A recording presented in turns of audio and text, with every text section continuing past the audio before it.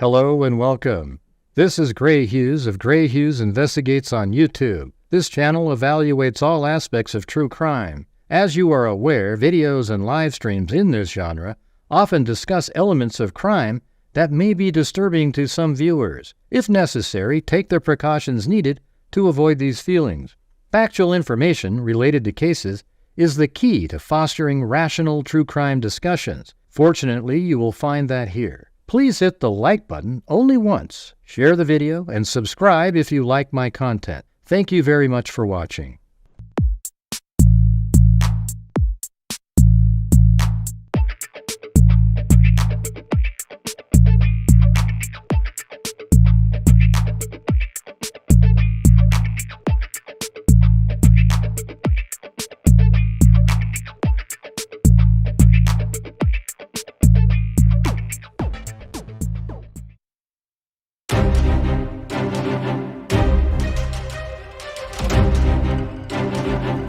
Stupid is being nice. You're an absolute moron.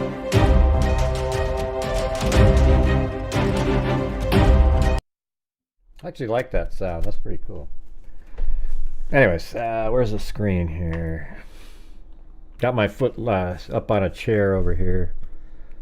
Yeah, Timothy, we've talked about all of that many times. I don't know where you've been, but we have it all in here. You know, the timeline. You see right here? Where is it, right? Shit, I can't even remember where I put it. Maybe I forgot to save it the other night when I put it in here. But it had all the phone calls and stuff in here. So, you missed it, man. You missed it. Well, you went over, there's 2 different phone calls, and then it was right around this time. So it looks like it didn't get saved in here. I'm going to have to go back over and figure out what the hell document that was. Was that last night, or what night was that we went over that? It's in a video that I made, so I guess I can go watch that. That sucks. How come it didn't get saved in here? Man, that's brutal. I put it in here. It was at right around in this area here. He called his mom for like 30-something minutes and then an hour. And that call ended at 8:57. See, Timothy, if you remember us talking about it. It ended at 8:57, and then at 9 o'clock, he heads off to go back out to Moscow, Idaho, remember? That's what was interesting about it. But somehow it's not in here right now.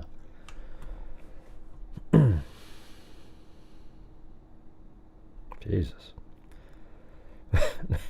Come on. When you're a moderator, you got to keep up on the stuff that we've already gone over instead of acting like it's brand new. You know what I mean? Yeah, it was in yesterday's video. Yeah, it's just yesterday's video. We also went over on the show the night before, and that's how it made it into the video. You know what I mean? All right, let's see.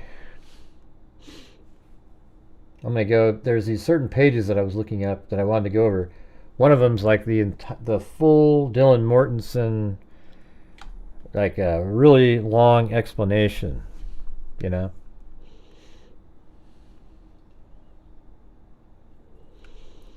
Ah, jeez, Sandy. So that's why sometimes it's hard to make you a mod when you make those little dumb comments like that. It's crazy. Let's see. The video from earlier today was so informative. Yeah, thanks. Yeah. So last night we were covering that, and then we switched it. I mean, I didn't switch it. I made at the end of the show last night, I went back over it and made a video regarding that interesting way to go through it when you actually have the 3D model.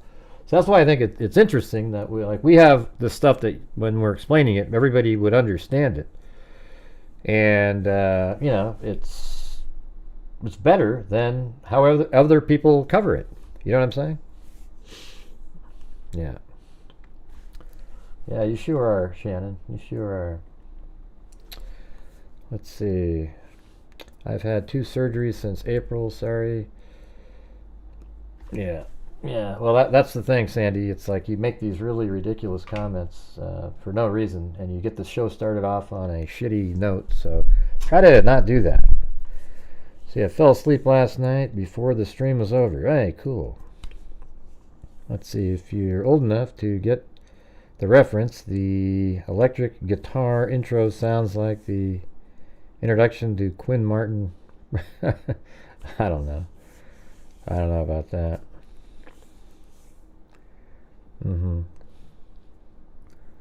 Let's see. Yeah. All right. Well, let's just get. I'm gonna get moving here. Let's see. I was gonna go to page 532 first. There's lots of reports in here, so there's tons and tons of stuff to go over, I think. Yeah, so we got the show started off earlier with Dale Gallio, but tonight's another night, so we need to try to get the support up to try to reach the goals on the channel. All right. That would be awesome. So if you like the work that we do here, the live streams, there is no, like, very little ad revenue at all. So it comes down to you guys to make a difference, as I say every single night. Let's see. King of Queens doing his exercise. Yeah. I've had 2 sugar surgeries. Surgeries? Yeah. Hey, thank you, Art and Design Studios. And thank you, Art and Design Studios, for helping out with the mug images. The I'm never watching again. And what is it? But gray. You know, my new license plate says that. It's it's GRA, so it's kind of the same. But my friend even saw it and goes, "Oh, look, you have but gray. I've heard that. But gray," he said. I was like, that's awesome.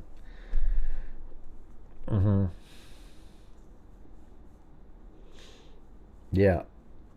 Yeah, I got rid of the one before that said, so the crappy story is, and by the way, I'm way over to the side because my foot's up on a chair just to make sure we can keep getting this thing better, because, man, what a brutal couple days it's been.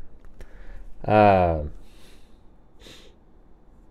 yeah, so I used to have a license plate that was Freak 1, like, hey, the first Freak, right? And then I gave that car, my wife has that car, right? So then I said, well, I need one before that, so I made one Freak 0, right? Except it looks just like an O, so when people look at it, it says Freako. And then you think, well, that sounds like Freak Off, like this idiot, what's his face? It's I don't even remember his name, but so I just said, well, I can't have that. So I went and got a different one. All right, so there you go. Yeah, P. Diddy. I was like, oh shit. Nobody sees it as a 0. I'm not even sure they made it a 0. That's the thing. I think they may have made it as an O. Crazy, huh?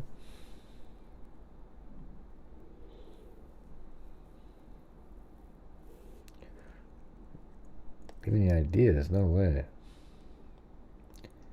Carried a magnitude flashlight with him that night. I don't know. Who knows? Who the hell knows?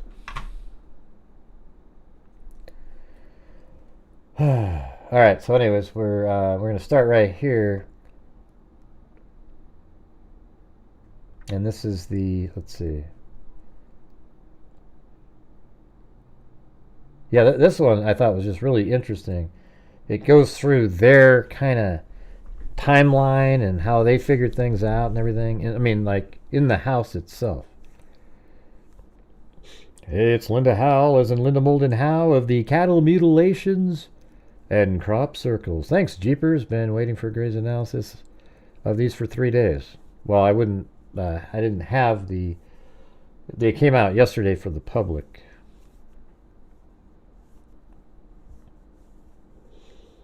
Let's see. About the license plate, I may have to have a freak plate.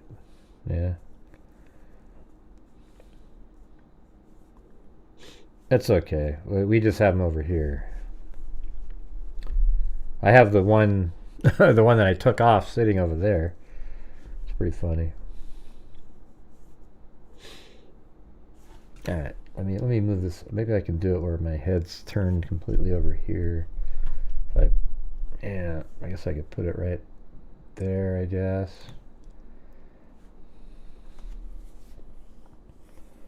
You had to have a flashlight, otherwise you'd be going blind. Yeah, we don't know anything about that, Richard. It's just overthinking. Who cares if he has a flashlight? You know, it's just like, I think he had on purple socks. You know, why do I think that? I don't know, but isn't that interesting?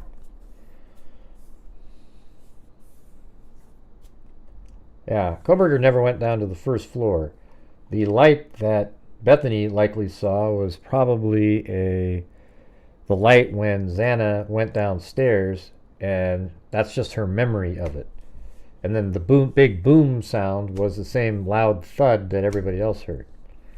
All right, doesn't that make sense? It sure does. I love how, you know, like in the last part where, you know, you have, like in the last video I made, I just casually say, because they say, it's okay, Kaylee, or whatever the hell what the phrase was.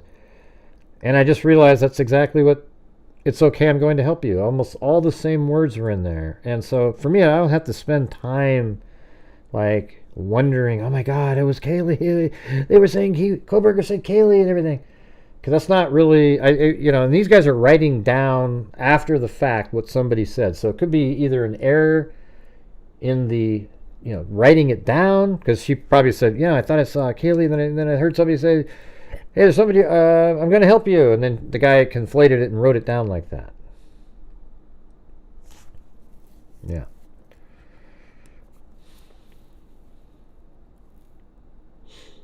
It's just something that, if you're a pro-burger, you turn it into this huge story. But if you're a rational person, you wouldn't do that. I believe they admitted it was an error. Where? Where do they admit that that was an error? I haven't seen the admitted, but I just think it is. Yeah, they made a lot of errors in these documents, like technical, you know, errors, putting the wrong time. For example, you know, when the car does the U-turn, let me see if we can find this. Just for the hell of it, right here. All right, let's just look at it. I'll show you one of the errors that I found. I think the time that they have at the A&W when the vehicle comes in for originally is off, for sure.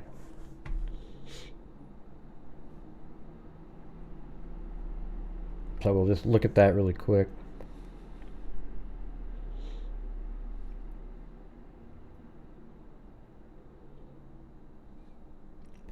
I just don't care about the jail cell footage. I think what a waste of time. I've never seen people get so hyped up over something that has no significance. There's nothing to talk about. You see the jail cell footage, and then what do you talk about next? Nothing. It's just like, ooh, ooh, ooh, ooh, and then nothing. What my channel's focusing on is trying to find out, you know, all the details of the case and figure out, you know, precisely what happened to the best of our ability. That's it. Other than that, there really isn't anything. For me, it's not interesting. It's not interesting at all. It's sort of like, oh, wow, look at that, a novelty. Kohberger's running around, he's in prison. Oh, they're yelling at night, yay. I mean, but then after that, there's really nothing to say.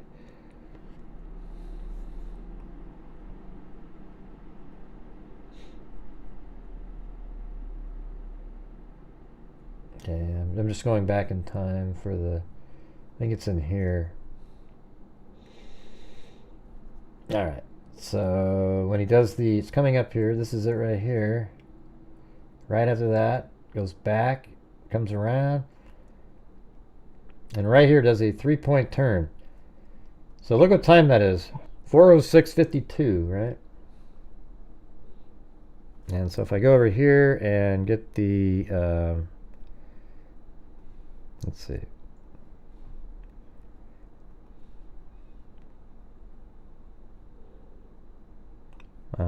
Gotta go find the document now. Important. That's how I marked it. And then right here is the vehicle identification one.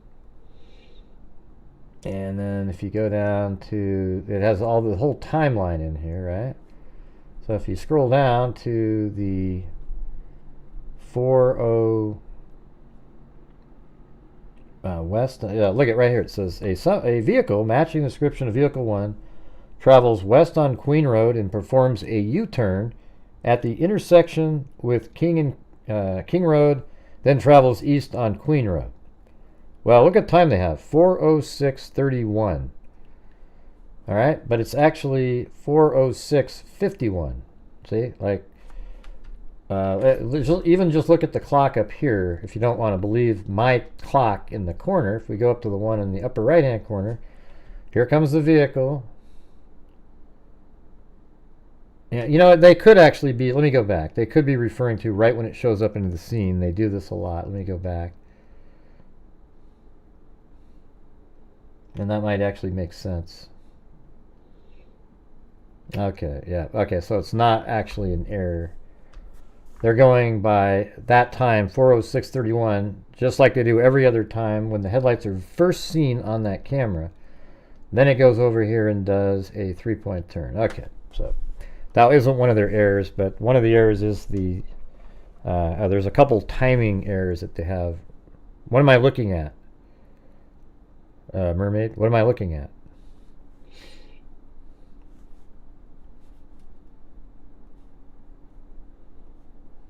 Yeah, when you use that, you got to have something I'm supposed to look at.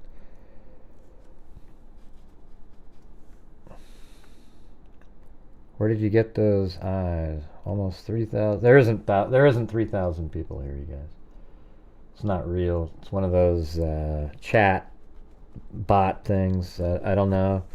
I always tell YouTube about it, and they go, "Well, it looks normal to us," and I have no idea. There's just no chance. I never get that many people. And in a few minutes, it'll drop all the way back down. Thanks, T-Ree. And yes, you guys, we've been having one of those lulls here. We're only at 1/10 of a nightly goal currently. So if you like the work that we do on this channel, if you could consider tipping the channel or whatever, that's what allows us to do all the great things we do at the end of the month. We gave out 4,000 last month and like to do better this month. All right, anyways, let me get back to this. So here we go.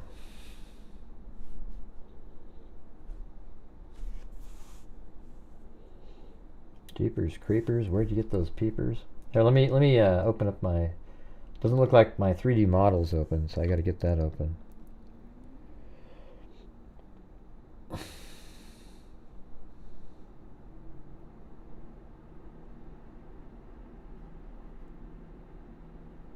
Who are you talking about, Timothy?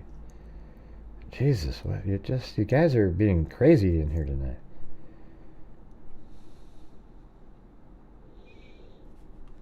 I don't know who Brenda up there. Let's see. I think Dylan and her boyfriend Jack Showalter. We don't know if what do you mean her boyfriend Jack Showalter and Bethany know what happened or involved. Well, you're an idiot. Okay. And that's the truth, everybody. If you're still out there and you believe that Bethany Funk and Dylan Mortensen and other people are the real culprits, you are in fact an absolute idiotic moron. And if that means you don't want to watch my channel, I'm more than happy to never have you here again, because it means you are an absolute idiot. Okay? Do you understand that, right? So I don't want you around. I don't want you around in any other case. I have no patience for you. I think you are just absolute scumbags. All right? There you go. What do you think of that? You like that sentence? Thank you. Hey, thanks, Justin Motocross and Alley Cake. See, I'm not like the other channels out there. Oh, please, everybody's ideas are good, everybody. Everybody has good ideas. I just want you to watch, I just go, please sub. If you want to sub to my channel, sub to the channel. If you don't want to sub to the channel, get the hell out of here. I don't care. But I'll tell you one thing is, if you're in here and you're talking about how Dylan Mortensen and Bethany Funk are, are killers or have something to do with the murders, then you are not welcome here in any way, shape, or form. And if you think that's mean what I'm saying, even if you don't believe them, then I don't want you here either, because what I'm saying is true. It is absolutely true. If you're somebody out there that thinks it's okay for somebody to show up and talk about Bethany Funk and Dylan Mortensen and all of them being involved, then you're a sick person yourself. It isn't, oh, I just have an opinion. Gray, you're getting mad at an opinion. No, I'm getting mad at idiocy and disgusting behavior, okay? So, go screw yourself.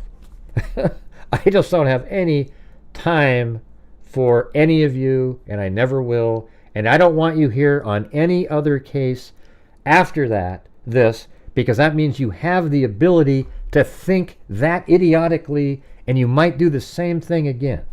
You get it? All right, yeah! God, these people are sick. Disgusting. All right, there we go. Let's open this one up. It's just amazing, you guys. Can't people see this? It's sick. Kohberger has confessed, for God's sakes. What is there still for you to talk about regarding that? We're just trying to put the pieces of the puzzle together. And that's what I'm doing anyways. I want to come up with all the facts that are available in the case and put it together. That's it. Kohberger did it. I'm not confused. I've never been confused. Kohberger, I have always believed, once that probable cause document came out, the two elements that are in that probable cause are still the same two elements today that locked him in as the killer right out of that document. His DNA was on the knife sheath, and a white Elantra missing a front license plate was driving around. Therefore, the knife sheath with Kohberger's DNA on it proves that the white Elantra driving around was his, and his phone was turned off during the precise time that vehicle was moving around. So for me, it only got worse and worse and worse for Kohberger during this time, but he was locked in, absolutely the killer from the moment that probable cause document came out. And what I find interesting is how many people didn't think that. You know what I'm saying? Like, there's a lot of people that went over the probable cause, and either their brains don't work or they just are a complete, like an idiot. I'm not sure what to tell you. The probable cause document, when you go over it step by step, we did it on my channel 5 times in a row. Like, not 5 times in a row, but like 5 times over like a 3-month period from start to finish. And each time you could look at it and it just got really, you go, oh, wow, okay. So and then it put it all together. So people watching my channel this whole time have never wavered. There hasn't been people in here that have been, great. I'm just not sure. I can't even handle the people that say that. That means that your brain doesn't work right. Okay? Great, just because they think differently. No, it's like when somebody says 1 + 1 is 2, that's cool. But when they say 1 + 1 is 75, do I have to accept it? And the answer is no. And I'm not going to. I'm never going to be one of the people that says, we agree to disagree. No, I'm going to tell you what the reality is, and I'm never going to accept your agreement side. I don't care that you never, we're never going to agree, but I'm never going to agree to even disagree with you. When there's a truth known. Now, if you say, hey, I like the Beatles, and I go, well, I like Simon & Garfunkel. I think Simon & Garfunkel's better than the Beatles. Well, you might say, oh, that's bullcrap, Dre. Then it's like, yeah, we can agree to disagree because it's an opinion on something. When there is a fact out there, a fact is a fact, right? It's like there isn't some other thing that you can come up with. It's crazy. I've never seen anything. I have. This case, though, has more lunatics following it than any case that I've ever seen. Delphi case had a community of nut jobs. This one has an entire, like, I'm not even sure, like a, a massive number of just completely brain dead nut jobs. All right? Isn't that awesome, you guys? Thank you. So that's what you're going to get here. You're going to get the truth. I'll tell you what the reality is on this channel. And we put things together over here that's presented in a way that's easily, way more easily understandable than the way other people present it. For example, the video that I put out today, wasn't it way more richer and fuller in your understanding of what was actually what we're looking at and what they were talking about? Because we combined the crime scene photos with a 3D walkthrough and the written description. I mean, I would think watching that you'd go, shit, I know the whole house now. I know where all the blood spatter was. I know where this picture was taken. I know, you'd know everything. That's all you got to do. But these people, they don't, it's amazing how people like my channel, which there's only one, the people just aren't even aware that we exist out there. And it's like, all you'd have to do is watch like 4 or 5 of my videos and you'd be just solid. You'd have it all, the dots connected. Especially, I just made a whole video on the surveillance footage where I showed every single bit of the surveillance footage inside the complex and then filled in the gaps with me driving around, which I did back in December of 2023. And I filled in the gaps. And when you watch that, you have every single bit of information that you would possibly need from inside the complex on those surveillance cameras while during that time. You would just know it. You would watch it and go, oh, shit, I know this. Yeah, I've already seen this. You'd be on other channels. Oh, yeah, you're wrong. You'd be able to tell people they're wrong because you've seen it. It's 100% accurate. Hey, thanks, Marvin Guns, or Marvin Uns, or...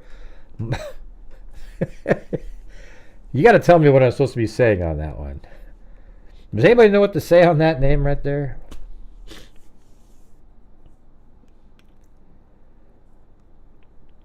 And Sandy Shirley, nobody said not to talk anymore, but if you could not make the disparaging, overlapping comments, that would be great.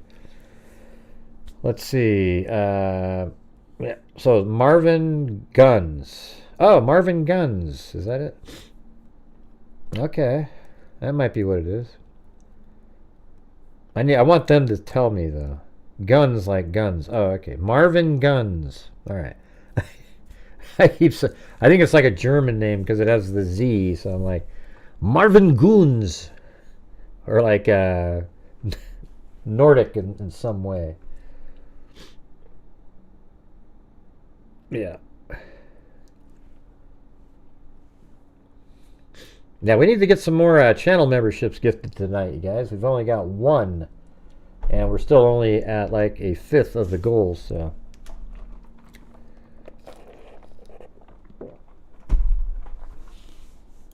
I don't think it's AI running beer, and I don't care what it is. Who cares about the Kohberger prison video? Just think about it for a minute. Oh yeah, German, Jewish German? Cool. Yeah, so just think about it for a minute. Why do I care about the video inside the prison cell? Now, and it's not AI. There's a person that's in trouble for putting it, filming the screen. So, we got these people that want everything to be kind of like a conspiracy and all this stuff. Hey, thanks, Sandy Shirley, who gifted a membership to Joyce. Oh, man, you guys are hurting me. Drager? Yeah. No, but what's interesting about it? It's not interesting, Ruthie. It's like looking at just somebody walking around a jail cell. What is interesting about it? Nothing. Okay. It's like if you just go to in your own mind and go, why do I think is interesting about this? You're just looking at a guy that is a killer walking around in a cell, and there's nothing to glean from it. There's nothing to discuss. There's nothing to wonder about or ponder or come up with some sort of a theory or. But it's okay if you guys like it. I'll show you the shit when it comes out, but I'm never gonna I'm gonna go straight on to something else. All right. Thank you, Jeepers, for gifting a membership. And there's Justin Motocross. Yeah, so you guys can go ahead and watch it. I'm just not going to. Is Lanky Tor in here? Oh, there's Lanky Tor. That's right, Lanky Tor. That's the Norwegian.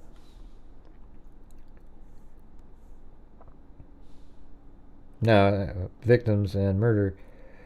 Thanks for all your hard work, but there are going to be some things we just don't. Yeah, we might not get answers for some things. Thanks, Dale Gallio. Gallio? Like, hey, Dale, I'm a gal, yo.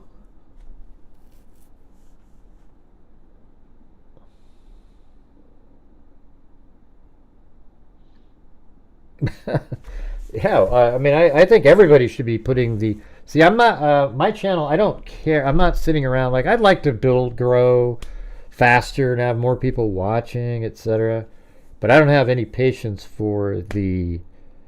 Like, just the I don't know what you call it, the victim blamer community types, always looking for something. You know, the people in the Delphi case when they go, why were they allowed to cross the bridge? Who cares? They were kids. They were crossing the bridge. Let's focus on there was a killer that was there. That's not what you need to focus in on. They'd be alive today. They've been over that bridge a million times. It's nuts, you guys. Absolute nuts. Just think about what you're saying sometimes. All right, here we go. Now, the Delphi people are the same. Crazy people.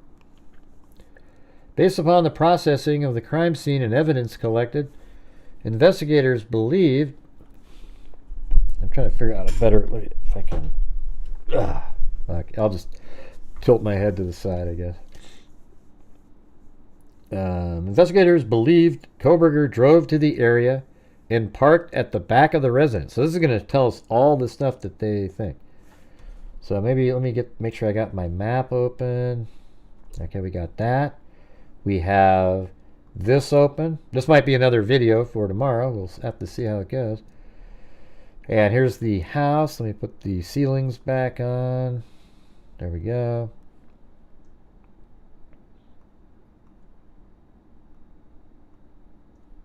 Oh, there it is. Huh. That was weird. That wasn't even supposed to be on, but it was on. And, okay, so I think we're ready to go here. There is a paved parking area directly to the south of that overlooks the back of the residence.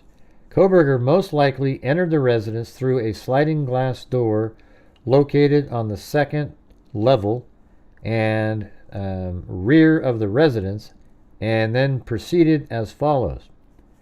After entering through, I mean, this is sweet right here, you guys. I mean, you know, we need to have open then is something. This other file. Hold on a second. Is it over here? Oh, there it is. Just a second. This needs to be open up. Just a second. Thank you, Florence White. We're at a third of the goal now.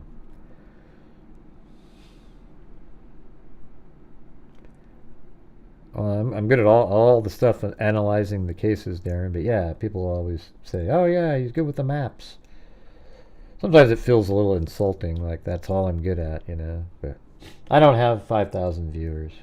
No way. And in a little bit, it'll shoot right back down to maybe 500 or so. Hey, thanks, Diamond. Says, Gray, your hard work and facts are greatly appreciated. You rock. All right.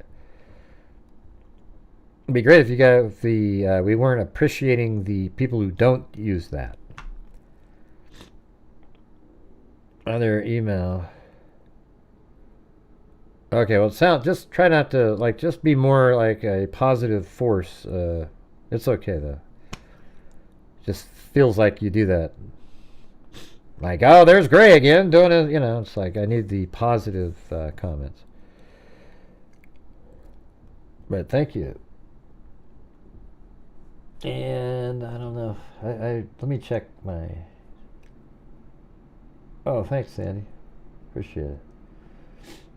For the PayPal, what else we got in here? A guy named subscribe to your YouTube channel, not a creator, just have family. I've seen him in chat, do you know? Oh, I don't know who that is.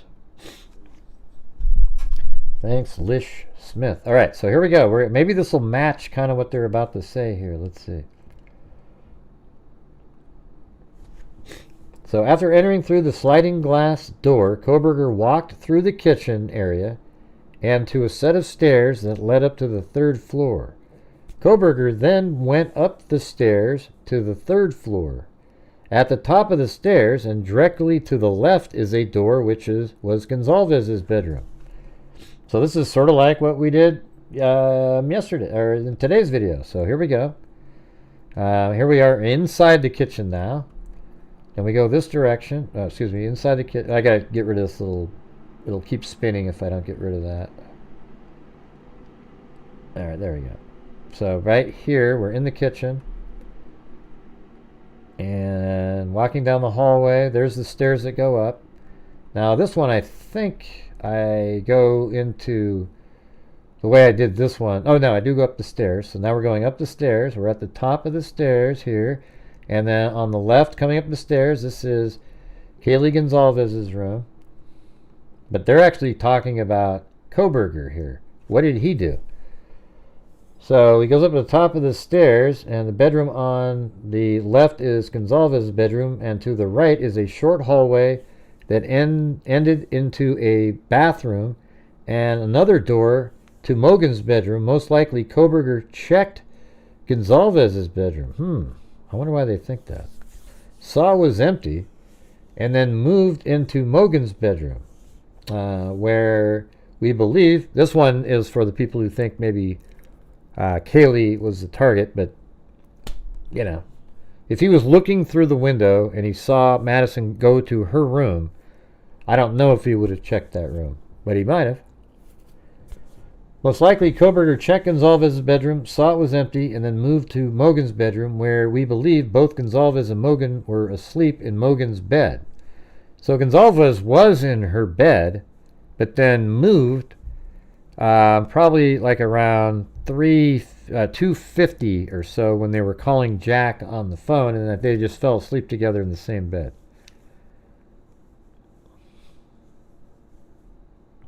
Hey, thanks, Giddy Up. All right. Yeah, that's what I like to hear. I like to hear that what I'm doing actually makes a difference. You know,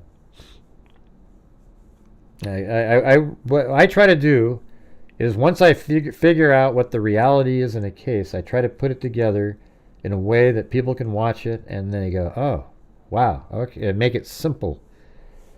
I try to, anyways. I don't know if I'm always successful, but that's what my goal is. I did that in the Jodi Arias case. Just ask Lanky Tor, she'll tell you. Most likely, Kohberger checked Gonzalez's bedroom, saw it was empty, and then moved into Mogan's bedroom, where we believe both Gonzalez and Mogan were asleep in Mogan's bed. Kohberger murdered both of them in the bed. Kohberger most likely, these are all like most likely. I don't think it's most likely that he opened Kaylee's door. I don't think that, you know, if you knew that, if your target was Madison, you would just go up the stairs and turn to the right. You wouldn't want to wake somebody else up. Kohberger most likely went back down the stairs, walked through the 2nd floor living room, and then, so this must be a narrative that they came up with before, like, I mean, where's the Xana part? Based on, so it says, you know, he most likely went back down the stairs, walked through the 2nd floor living room, and then down the hallway, which ended at Kernodle's bedroom. Based on the evidence, Kernodle was initially attacked, it says, just inside the bedroom near the entrance. I don't know, man. That doesn't match the evidence of blood being on the short wall. Kernodle, so this is like the Idaho State Police and a narrative that one of them came up with. Doesn't mean it's accurate. you know. Kernodle fought the suspect in the bedroom area and was ultimately killed on the floor of the bedroom next to the bed. Hey, welcome, Mandy Boyce. Chapin, who we believe was asleep, was murdered in the bed. Kohberger left the bedroom area, walked back down the hallway, passed through the living room, kitchen, and exited through the sliding glass door, leaving the door partly open. Kohberger then walked back to his vehicle and drove away from the area. Now, it seemed like that was a really just simplified explanation there. Right? I conducted two, so this was that interesting one. Remember, we heard about these. I conducted 2 timed runs. The first being a as quick as possible run, and the second a slower, deliberate, timed run, meaning they went through the homicide and the things that they saw and noticed and how long it would have taken, and they did one that was really quick and one that was slow. So this might be really interesting, I thought. During the first trial run, I began at the rear of the residence and came through the sliding glass door. I then quickly moved through the kitchen and up the stairs. I looked into the bedroom to the left and then moved down the hallway and into Mogan's bedroom. I simulated the number of strikes that were inflicted upon Mogan and Gonzalez. Detective Talbot counted and kept track of an attempt to recreate the movements and motions believed to have occurred based on the evidence collected and autopsy reports. I moved out of the bedroom, down the stairs, through the living room, down the hallway, and into Kernodle's bedroom, again with the assistance of Detective Talbot. See, this however, doesn't match, what Bill Thompson was saying.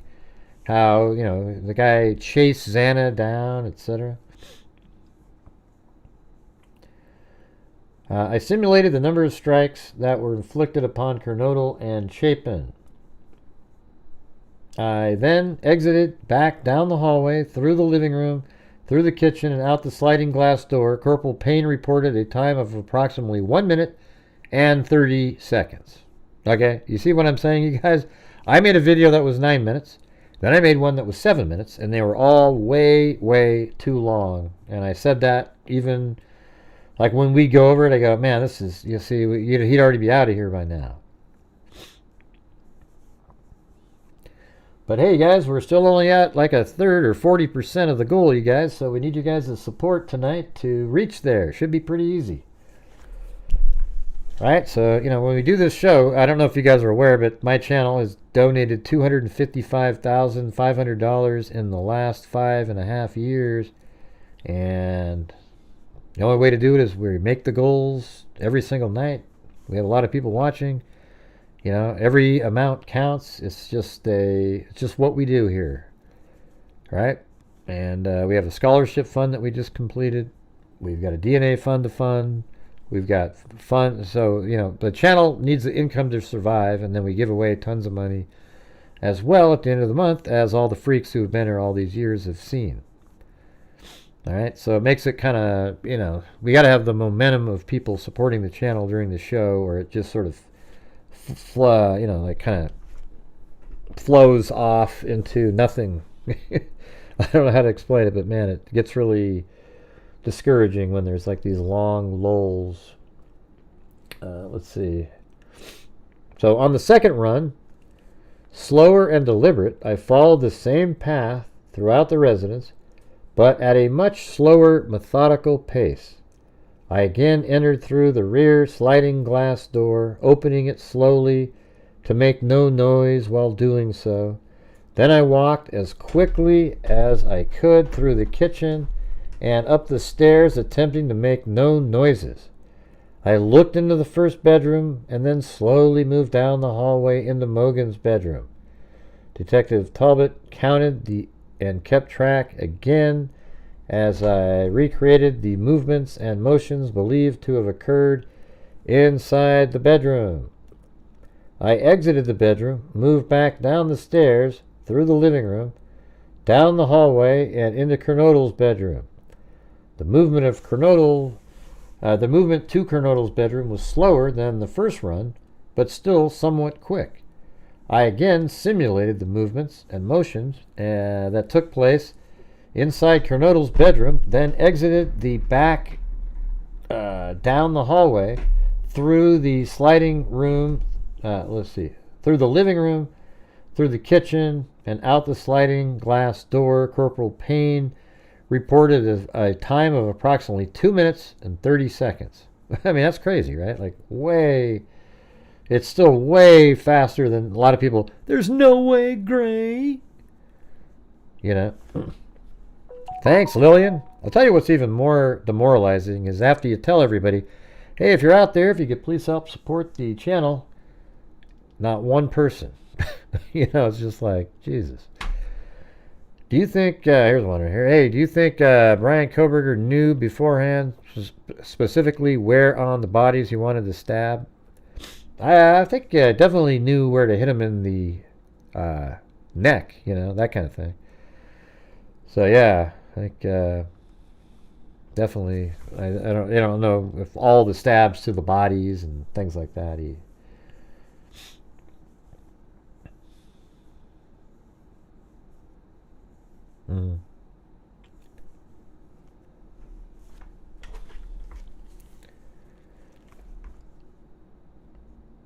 Yeah, I don't do the conspiracy theories.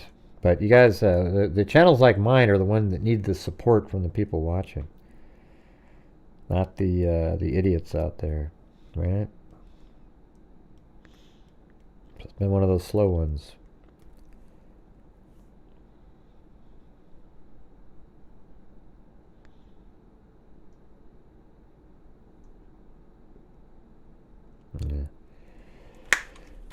Yeah.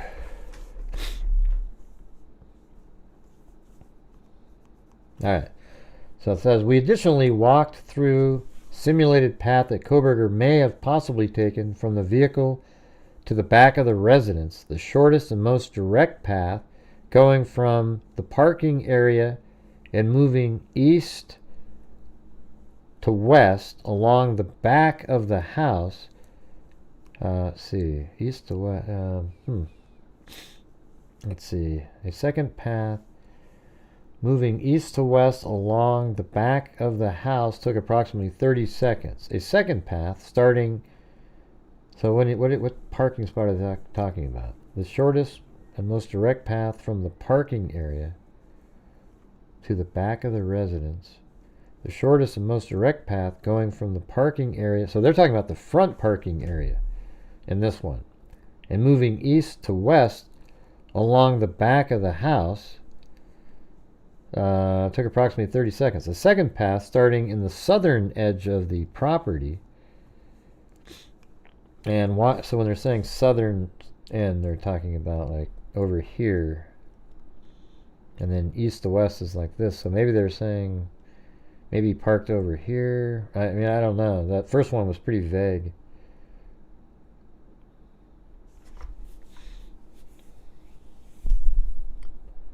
We additionally walked through a simulated path that Kohberger may have possibly taken from the vehicle to the back of the residence. The shortest and most direct path going from the parking area and moving east to west along the back of the house took approximately 30 seconds. Thanks, Allie Cake. A second path starting at the southern edge of the property. See, here's how we know there aren't 5,000 people watching. The total views I have is 2,281. Alright, so that's impossible. A second path starting at the southern edge of the property and walking a fence line through the trees and moving in a south to north direction towards the back of the house took approximately 1 minute. So they're saying on that one, it was back here, and then he went along that fence line, and that took a minute.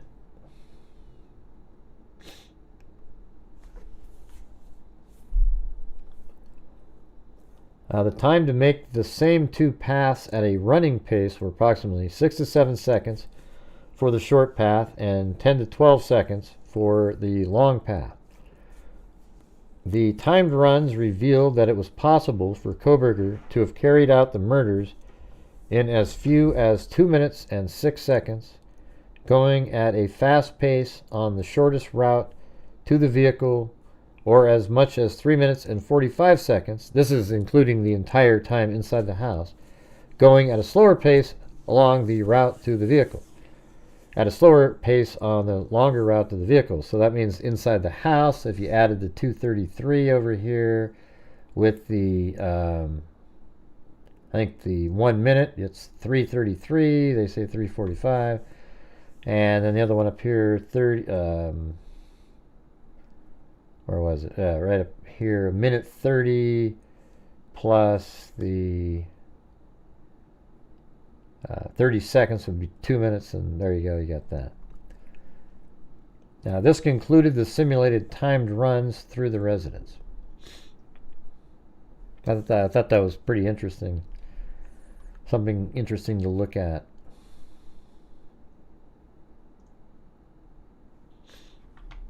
So what do we do to try to get the support for the channel up here tonight, you guys?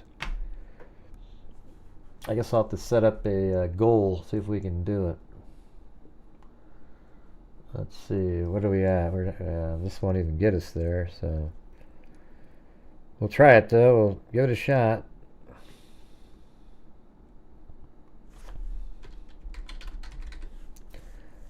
And there we go. Maybe that'll work. I don't know. We got a goal at the top of the screen. No, that's you're wrong, Aries. You're wrong. It just, you know, all I can tell you is you're wrong. They looked at it. They know what they're doing. We've seen other cases that are really fast, and you're just wrong. I'm sorry. All right. I know that you can't deal with it, but hey, thanks, Forgetful Mandy. There we go. There's one of them up there.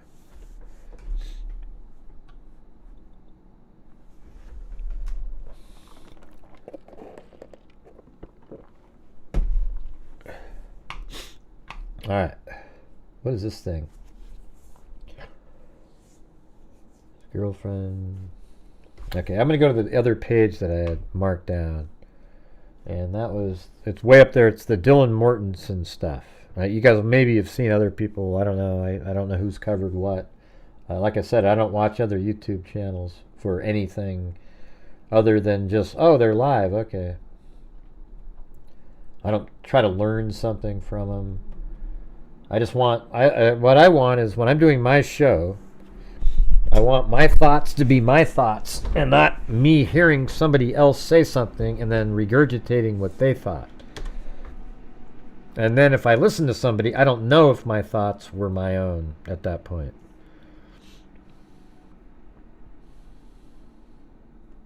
Mm-hmm.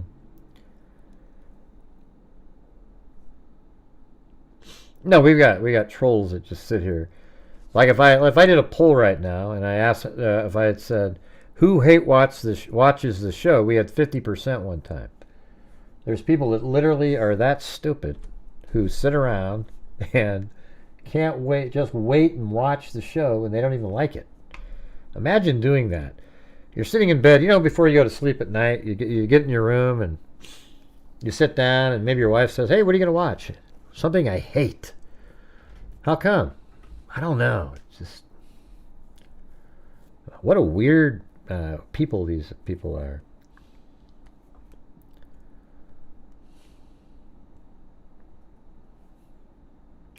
Who was awake was Xana. Right.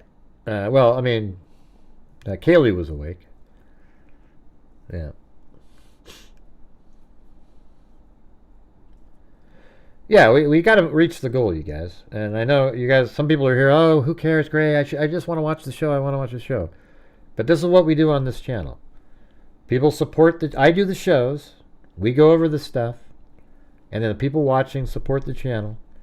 And at the end of the month, we donate thousands of dollars as well out of the income. The Super Chats is a large contributor to the amount we donate at the end of the month. All right. So I don't know why we're having this night where tonight's totally different than last night, where everything's slow and just nobody's willing to support it. We need more channel memberships, etc. Yeah, so thank you, Lillian. Appreciate it. Thanks, Allie Cake. All right.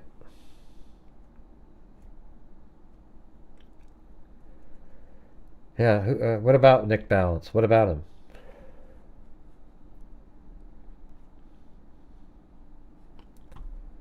I don't know, maybe I'm just saying working in the prison system, it doesn't take much time to kill people. Yeah, it's very easily could have happened. Yeah, 6 minutes is a very long time, Aries Moon. What matters is there's people that are like you who say, no way! And so what happens is then people think it's a conspiracy and then there's something else. There is a way.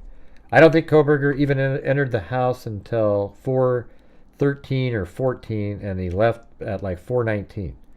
All right, so it might have been less than 5 minutes for sure. But Gray, you're so mean. There you go, Marcia. Thanks, Allie K. Yeah, I can bark like a dog too.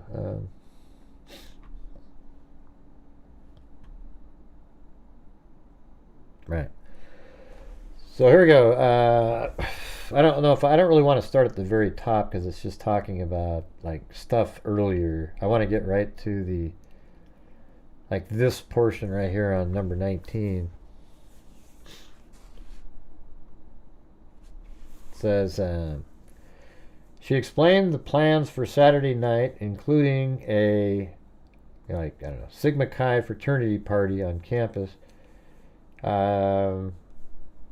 Dylan explained Kaylee was not going to the function because she was a senior, and typically seniors do not attend the fraternity functions on campus because they are old enough to go to the local clubs.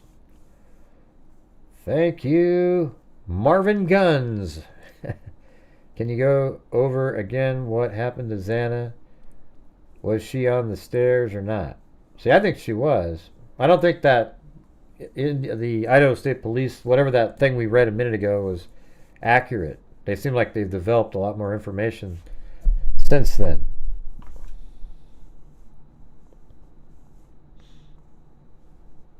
Yeah, now there's 3,400. Well, there are fake viewers. That's what I'm telling you. I always get a hold of YouTube and I say, hey, what's going on with this? What's happening here? I can show you right here on the screen. I'll tell you what doesn't make any sense. Watch this. 3,746 people watching, and the show only has 2,565 views. Well, that doesn't make any sense, right? If there was 4,000 watching, you would already have 4,000 views minimum.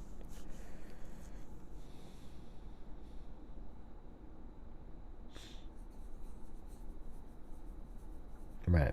But I'm going to go over this now, you guys. Right? Let's see. They were all at the... let me see. I'll just start on number 20. They were all at the house together at 5 p.m. on Saturday, November 12th. This is like, when they were taking those photographs and everything. That might have been earlier, though. I don't know. Because it's kind of dark. It gets dark. They say Kaylee decided to go to take a nap. And probably Bethany, Maddie, Xana, and some other person that was there. And she were on the couch watching a movie. Dylan explained they all were together Saturday afternoon at the house, and they all decided to take naps, and each of the girls set their alarms for 8 p.m. Dylan believes Ethan may have come over to the house at this time, but she was not certain if this is the time Ethan came over, or if he showed up at a different time. And then Dylan explained she had an assignment due in her Psychology 215 course, so she posted the assignment at approximately 10:12 p.m. She believes she then left the house at approximately 10:30 p.m. Saturday night. When Dylan left the house, Kaylee was still there with one of her friends. However, Dylan does not know the friend's name. She described the friend was female and was nice. Thanks, Dale Gallio. Do we get to see the... when I make it, yeah. And then right here it says, after leaving the house, she saw Maddie between their... So let's see. After leaving the house, she saw Maddie between their residence. Oh, that must mean something, you guys. She was outside between the residents. Ooh, something happened. She advised she talked to Maddie. Oh, okay. See. Oh, okay. And then Dylan continued to the, let's just say, Sigma Chi function. She believed Maddie was, like, that probably is Sigma Chi, right? She believed Maddie was going back to their residence to get ready to go to the club with Kaylee, which is the corner club. Sergeant Blaker asked Dylan to give more details about the route she took when she encountered Maddie, and she provided those details in the interview. She explained when she got to the Sigma Chi function, she wanted to meet up with Xana and, someone else. You would think maybe that would say Ethan. Or Bethany, maybe. That might even be Bethany. That's right, because Bethany was there. And she called Xana and her cell phone to find out which apartment they were in. And she was told they were in apartment so-and-so. Others who were at the apartment at the time were Ethan and some other people. Xana explained, and probably Bethany. Dylan explained she and probably Bethany were going in and out of the fraternity lodge together for part of the night. Dylan explained there were not a lot of people at this function. Winnie said, Ozzy here. What's your belief on whether Ethan woke up based on his diagonal body position? Yeah, I think he woke up, yeah. I think he woke up just shortly. I think he got stabbed in the neck. It woke him up. He was like, oh, and he was like, and he sort of like saw somebody and he sort of flew into the corner and he lost consciousness really quickly and was bleeding out. And then Kohberger, I think he actually may have attacked Ethan first. Now that I mean, there's a possibility of everything, but he attacked Ethan. Like he goes into the room and he quickly went over and stabbed Ethan in the neck when he was just completely asleep. That's why he doesn't hear screaming and all this stuff. So he immediately stabs him, and then Xana's probably like, I don't know. I mean, it's so weird because he's chasing Xana, right? So he chases her in the room, he busts in the door, and he sees Ethan there, and he punctures his neck really quick. And then he attacks Xana, and then before leaving, he makes sure that Ethan can't move and cuts his leg. Something like that. It's pretty crazy, though, right?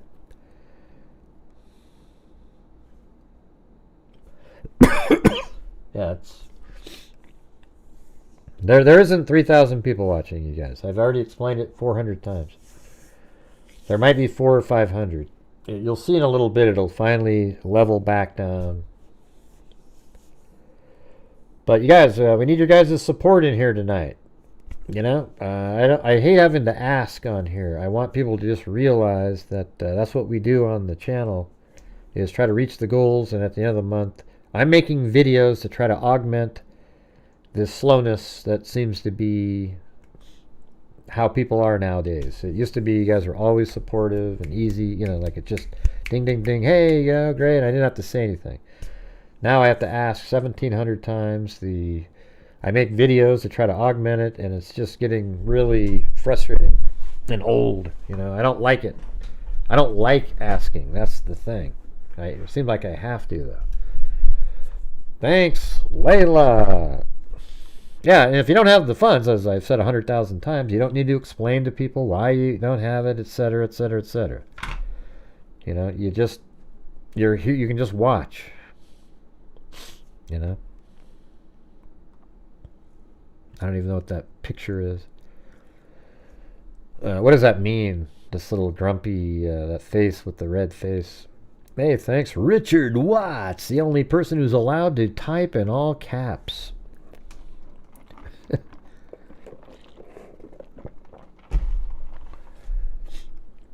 Shit.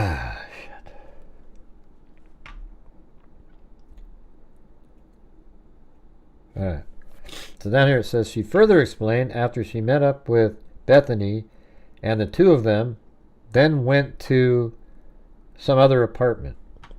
She was with Ethan, Chapin, and Xana during part of the night, and Dylan explained Ethan had been trying to get in contact with his sister. See, I want to hear the actual interviews of this. Because she had been upset about something and he was worried about her but did not know what the issue was. Said, come on, slackers, go on the wave. Yeah, that's right. Come on, let's go.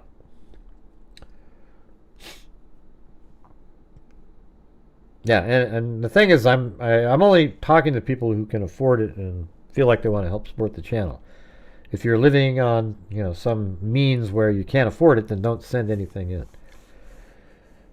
Yeah, I think he got him right in the jugular. Yeah. I think he knew too. We don't need that kind of description, MH, where you get really too detailed in there.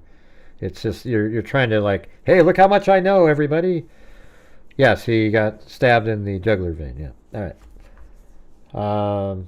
Subclavian, give me it. Come on, yeah.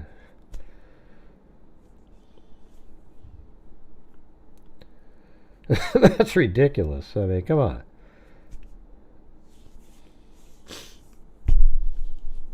Yeah, it sucks.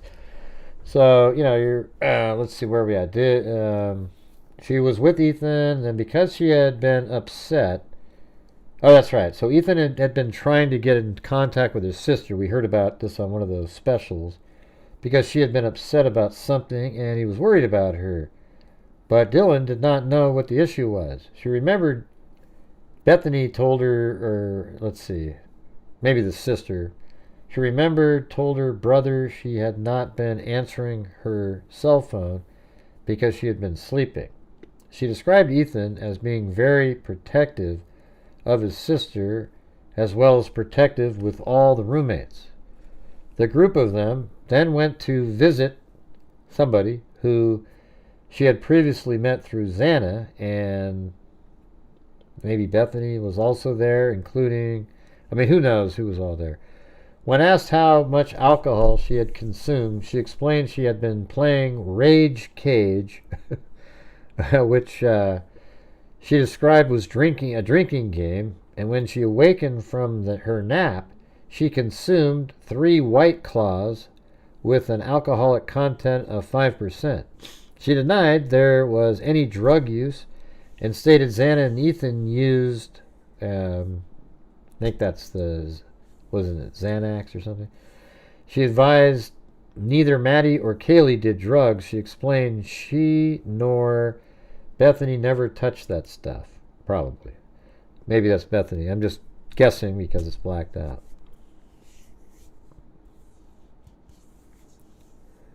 And we're on one of those lulls again.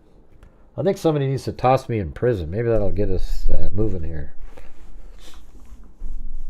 She described the alcohol used at one of these residents, which included maybe Bethany consuming a whole Borg. I don't know what name that is. A whole Borg. That's hilarious. In which she also consumed some of the Borg. Based on a Google search I conducted relative to writing this report, a Borg is an alcoholic beverage which requires taking an empty gallon container and filling it halfway with water, adding vodka and enough MIO to make the taste of vodka disappear. The cocktail is often referred to as a Borg, but the nickname doubles as an acronym that stands for the drink's full name, Blackout Rage Gallon. And by the way, that's just totally normal shit, you know, like in college. Like these people used to smoke pot, and we had this thing called, it was called Chud. It was like a Sunny Delight bottle that you cut in half. You get a bucket of ice water. You push the full upper half into the bucket of ice water, and then on the top you put marijuana, and then you draw it up through the Sunny Delight bottle, then you unscrew the lid, and then you push down on it like that. And we called it the Chud, Cannibalistic Hydraulic Underwater Deathalyzer. It's so stupid. Think how stupid that is. Cannibalistic Hydraulic, like the movie Chud, you know. It was called Cannibalistic Hydraulic Underwater Deathalyzer. Yeah, sure. You guys call it whatever the hell you want to call it. But all right, guys, we're slow, dead as a doornail again. How do we get the ball moving here? We are currently we're about $80 short of reaching the minimum goal.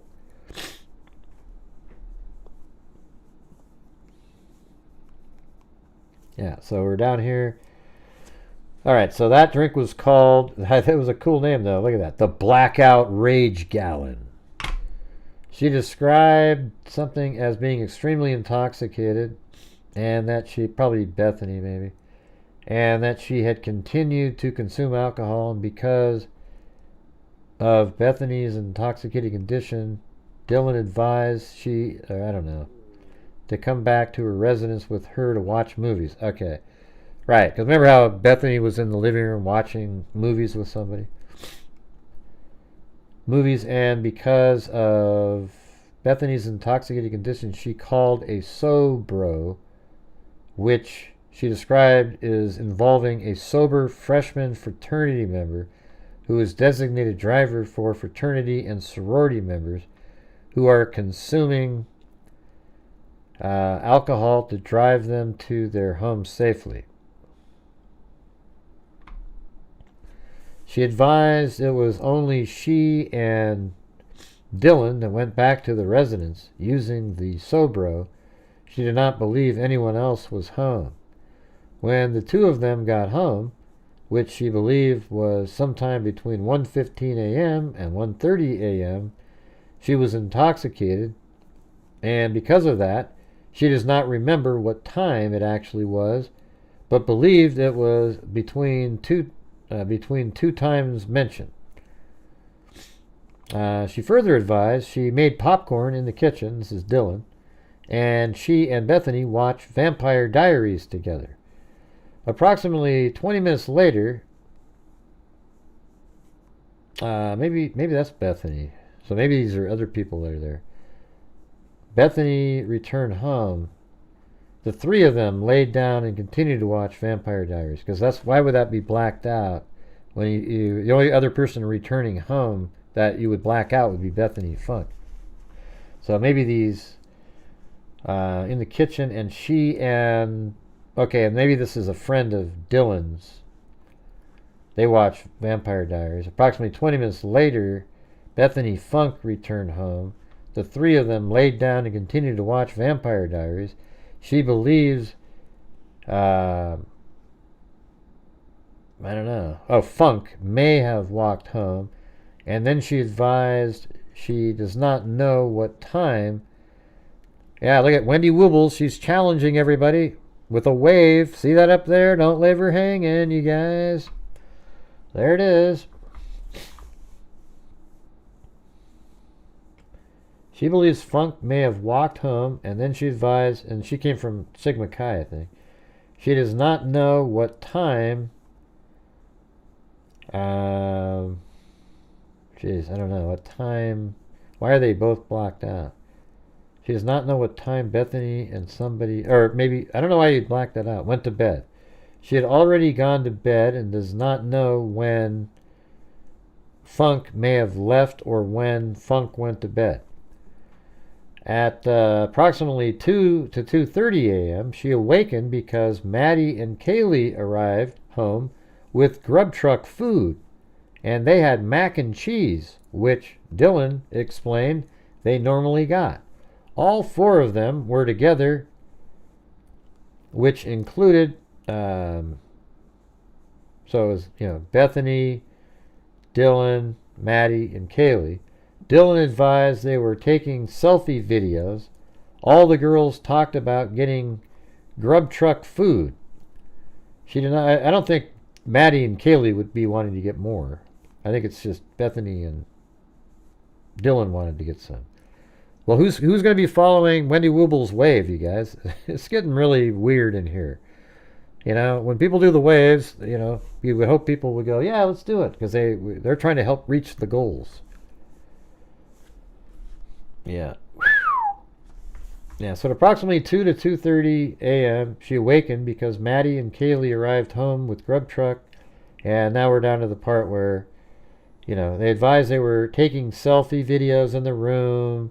All the girls talked about getting grub truck food.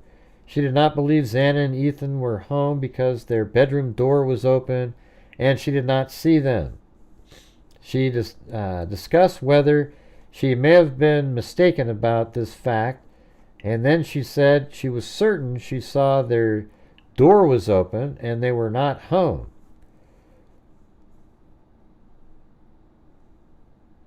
What do you mean you loved it? Are you leaving? Dale Gallio and Ralph David. That sounds like past tense, Dale. I loved this show and the members that are here. All right, well, I hope you stay around. Maybe you didn't mean to put the D at the end.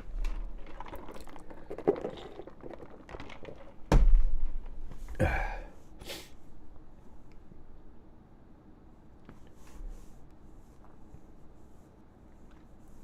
think it's going to get kind of interesting here in a minute. I mean, it's kind of building up to... Thanks, Megan Bailey. All right. And we only got 6 channel memberships tonight, you guys. That's one of our lowest nights of in a long time. We got a lot of people in here that have the white names, and that would be awesome, wouldn't it? All right. So down here it says...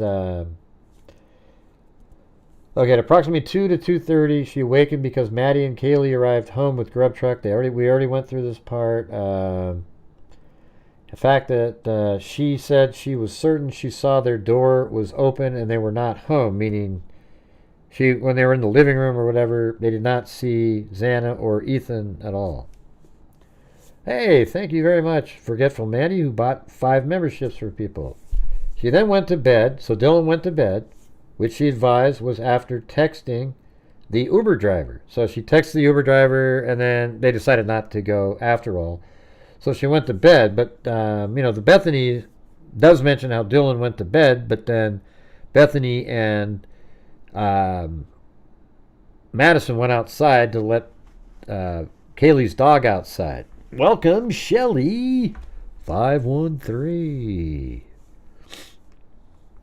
Make sure to be here on the last day of the month, you guys. You'll see what we're talking about.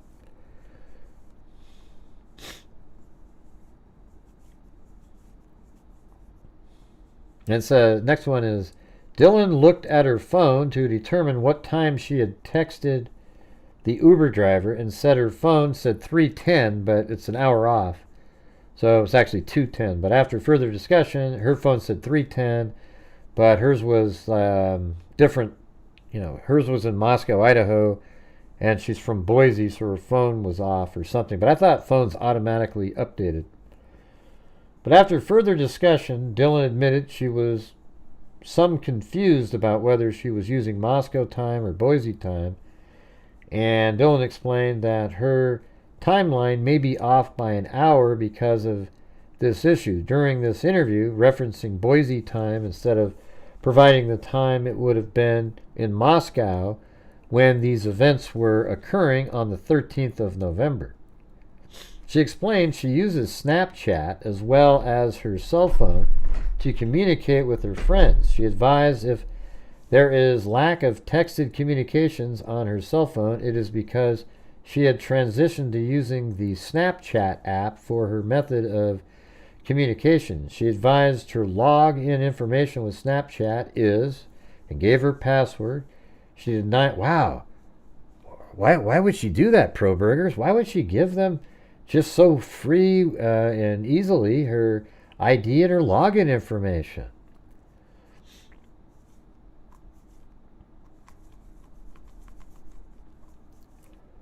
She denied knowing her roommates' passwords to their cell phones.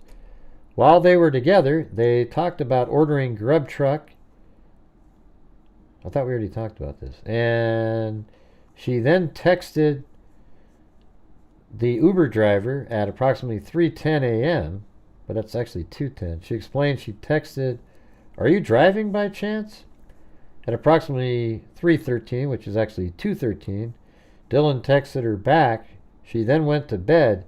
She does not believe Dylan ever came to, or the, let's see, at approximately 3:13, he texted her back. She then went to bed. She does not believe that person ever came to their house because she never responded to this text about the fact that he was still driving.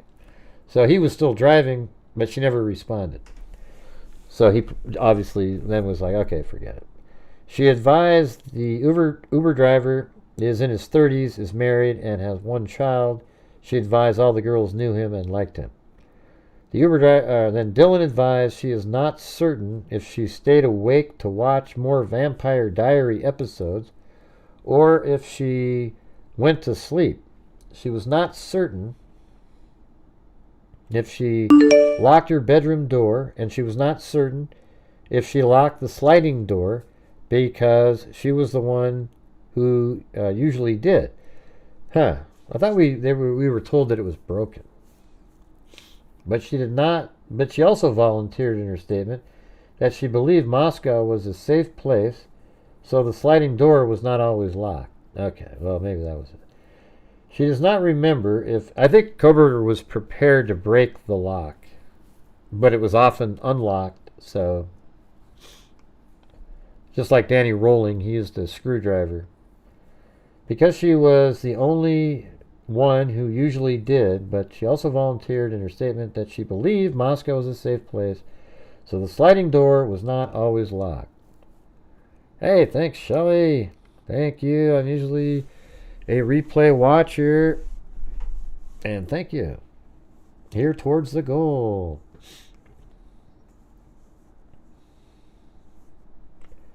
She does not remember if anyone locked the sliding glass door because she went to bed. That's right. And remember, Madison and Bethany went outside with the dog anyways. I mean, does anybody think that it's very likely, given Madison's condition, that she just would have just shut the door and wouldn't even have locked it? I mean, I think that's exactly what... She just would have walked inside, shut it, and just... She explained that she previously had a lot of dreams where she had been kidnapped in her dreams, and she further explained these types of dreams started in high school, and she knew they were dreams, and she would let those things happen in her dreams because she realized they were dreams. She advised she does not suffer from anxiety and denied prior life trauma other than divorced parents. I love GHI and all the members. Hey, thank you. Thanks, Dale Gallio. Oh yeah, how are we doing on the coffees tonight? Not a one. Well, we do have one from a different Lisa that just came in. Lisa B. We appreciate your appreciated Gray. Thanks for some great analysis. All right.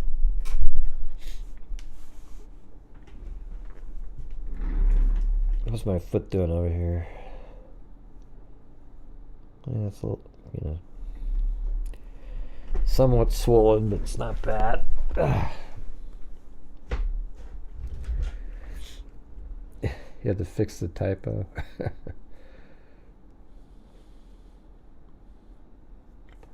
Well, she said she didn't have any and denied prior life trauma other than divorced parents. Dylan explained she was awakened to a noise sometime between 4 and 4:20 a.m. So that's different than 4 o'clock, you know. She was asked to explain the amount of alcohol she had consumed before going to bed, and she again explained while she was playing Rage Cage, which included White Claw, parts of Borg, and maybe 2 or 3 more drinks. She denied drinking after she left that one party house. She advised she had been consuming the alcohol until approximately 1:15 to 1:30 a.m. on Sunday morning. She denied drinking any more alcohol after she and Bethany Funk got back to her residence, or maybe this friend of hers got back to her residence. At 4:22 a.m., she confirmed this information by looking at the texted communication on her cell phone. She texted Kaylee asking her what's going on. She advised her phone said 5:22 a.m. and she advised would have been 4:22 a.m. Moscow time. She advised that around 4 a.m. or 4:20 a.m.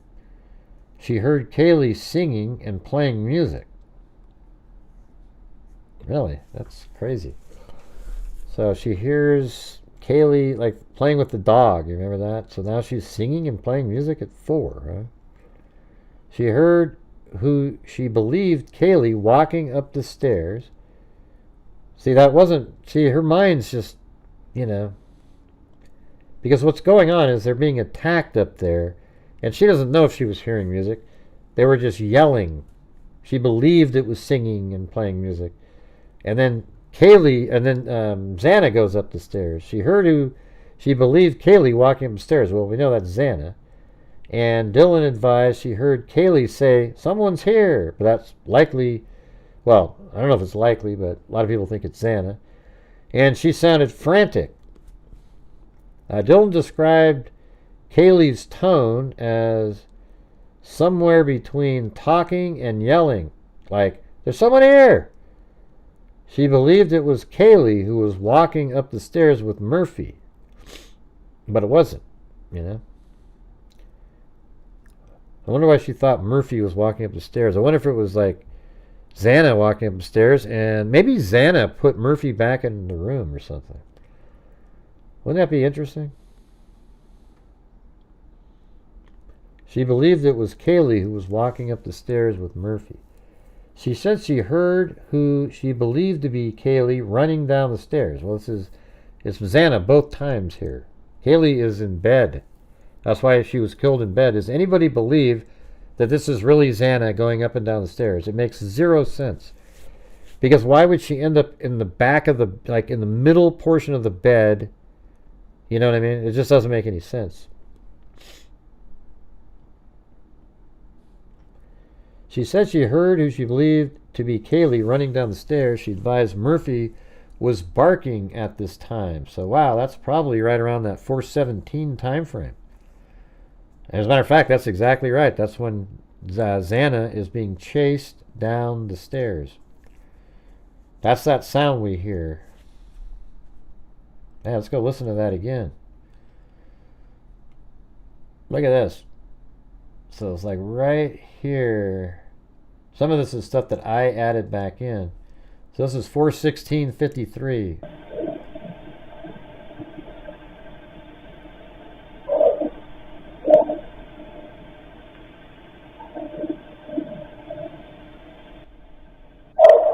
See? Right there.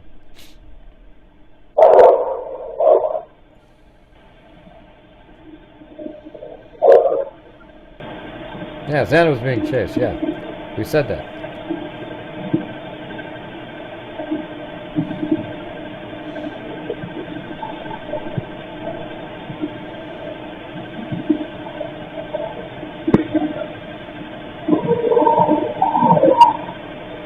I always hear, "Get out of here."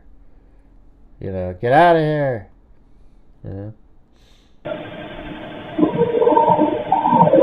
Like, what are you doing? Get out of here.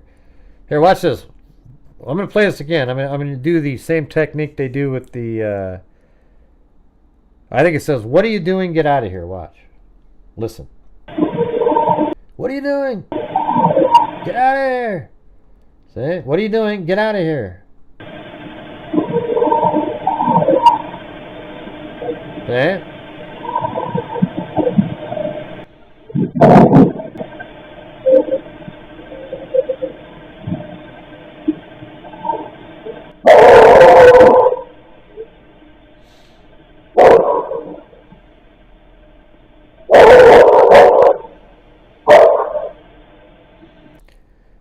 Who are you talking about, Maria? Are you on rewind, you idiot? I mean, why are you always so cranky? Why are you in here like talking about something 40 minutes ago? We're just going over a document, you fool.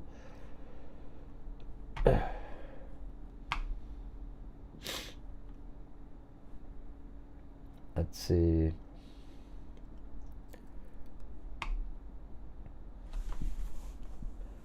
She had rise around 4 to 4:20. She heard Kaylee singing and playing. That's just being attacked. There's no singing.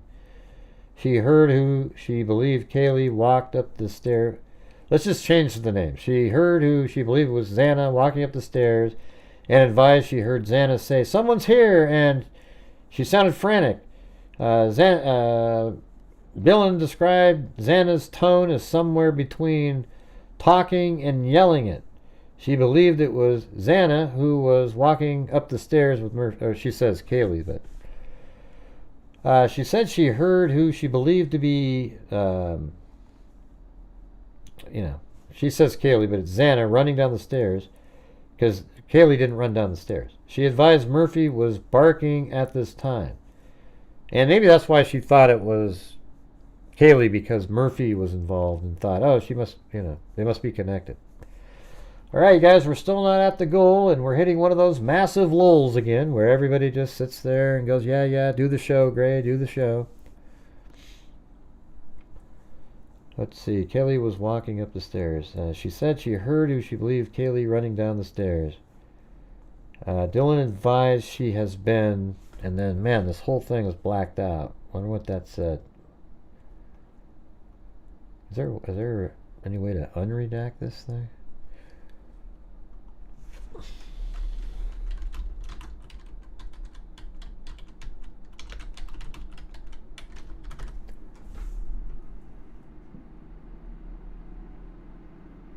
Okay.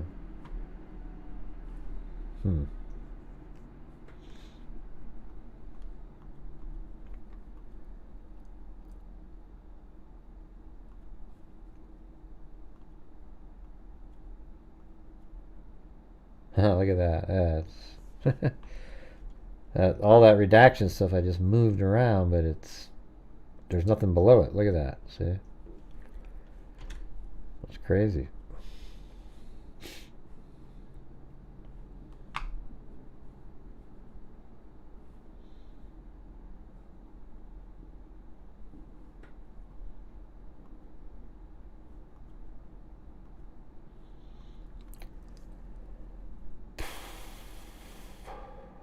Alright. She does not believe Murphy is normally a barker. She further stated she believed it was Kaylee who was running down the stairs after she heard her say, "Someone is here." I mean, that's possible she said that. Like, she's on her bed and sees, like, he comes in and she says that. She further explained she does not know if she actually heard this or whether she was drunk and did not actually hear any of this. She heard the footsteps of who she believed to be Kaylee. She explained all the girls wear Doc Martens. Those were Doc Martens, I was right.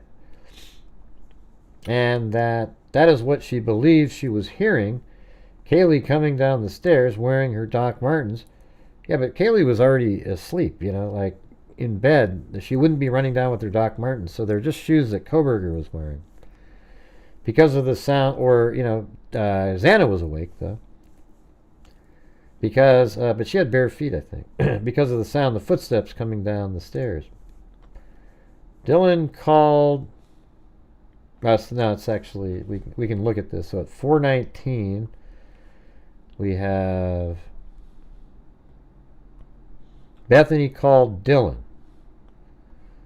So 4:19, Bethany called Dylan. Then Xana at 4:20 a.m. That is Dylan. Let's see, 4:20. Dylan calls Xana. Okay. Then Kaylee at 4:20 a.m. Dylan Mortensen calls Bethany Funk. I don't think so. I don't see that Kaylee one in there. And then Bethany again at 4:20 a.m. Dylan advised. Bethany told her about seeing fireworks. She texted Bethany a last time at 4:27 a.m. Yeah, that's when they were talking about running down there. Before she went to Bethany's room. Yeah. And then Dylan then explained when she first opened her door and she said she did not see anyone. Then explained when she first opened her door, she did not see anyone.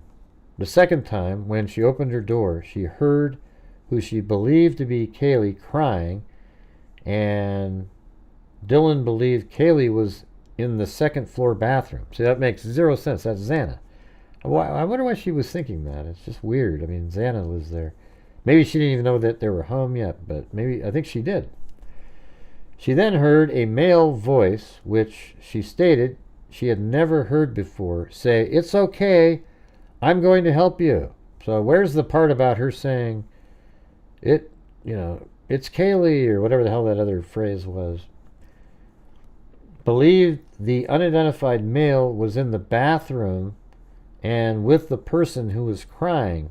And so you wouldn't know that if they're around the corner. There's no way to tell if they're in a bathroom or not. They're just around the corner in the hallway. She believes it was Kaylee who was the one crying, but it's Xana. Dylan stated that now she has gathered additional information. She now believes it was probably Xana who was crying. At the moment of her hearing the crying, she stated she believed it was Kaylee who was crying.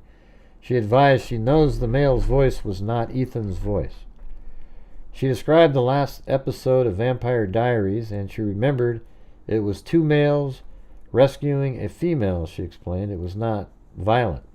She advised the male figure in the last episode was wearing all black, but Dylan explained that was normal for the series.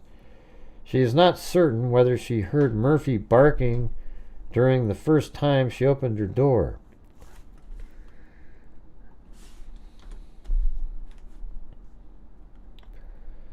You guys are having one of those massive lulls again where we're not going to hit the goal tonight. So, what do we do? I'm having to ask again.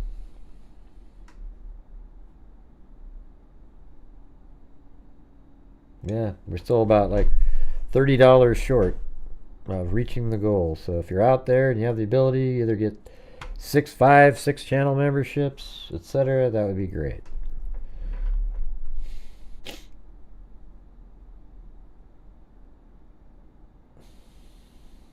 Okay, she is not certain whether she heard Murphy barking during the first time she opened her door, but she advised it was possible he was barking. But Murphy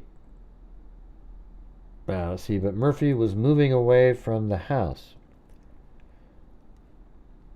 She described Murphy was a puppy and had just met him in August. She could not describe Murphy as being skittish. She advised she opened and closed her door a total of 3 times, and the 4th time was when she left her bedroom to go downstairs to the bedroom with Bethany. Hey, thanks, Wendy Woobles. All right. So let's see. If we get 3 more of those, I will donate 5 memberships myself. Okay, you guys? And that'll get us up to 25, which is not the greatest night, but at least something. Ugh. All right, so we need 3 more channel memberships, and then I'll donate 5. Dylan advised she continued to call and text her roommates, but received no answers. She provided the times she called and texted her roommate, and the time span she advised would have been between 4:20 a.m. to 4:27 a.m. And thanks again, Wendy Woobles. She advised she never thought about an intruder, and in her mind she stated she was not processing what was occurring as threatening. Did you hear that? She didn't even know it was threatening at the time. She advised she believed the male was directing his conversation of who she believed was Kaylee. She advised she did not believe the male was directing that statement to her. In discussing why the offender did not harm her, it was discussed that it was possible the male knew her and wanted to protect her. She said she understood that was possible, but she denied knowing who the suspect was. Dylan further explained, see, now we're to like the normal numbers. See how we're at 668 now? See, this is what I'm talking about right here. Look. Like, you see how you get this crazy little and it goes right back? Like it would. This is like the normal trajectory would have been right there. So I don't know what the hell all those views are or whatever the hell it is. Doesn't make any sense. So Dylan further explained she Snapchatted Ethan but received no answer from Ethan. Let's see. In discussing why the offender did not harm her, it was discussed that it was possible the male knew her and wanted to protect her, and she said she understood that was possible, but she denied knowing who the suspect was. Oh man, that little line right there, Kohberger gold. See, they thought that she knew him. Ooh. Further, let's see. Dylan further explained she Snapchatted Ethan, but received no answer from Ethan. We need 3 more channel memberships, you guys. Dylan thought Ethan was still either at Sigma Chi or was at home. She was not certain. The 3rd time Dylan opened her door, she said her vision was blurry or fuzzy, but she advised she saw a figure of someone that was dressed in all black, and they were masked, and he was holding an item of what she initially perceived was a vacuum.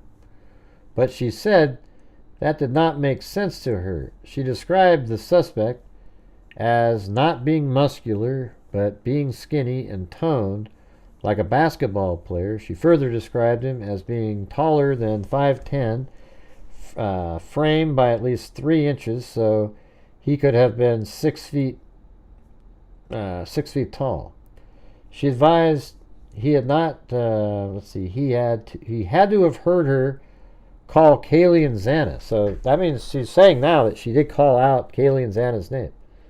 She advised he had to have heard her call Kaylee and Xana, and she thought he would have had to have heard her calling for them, and she was confused as to why he did not come to her room. Huh. That's crazy. So maybe that's why she thinks that.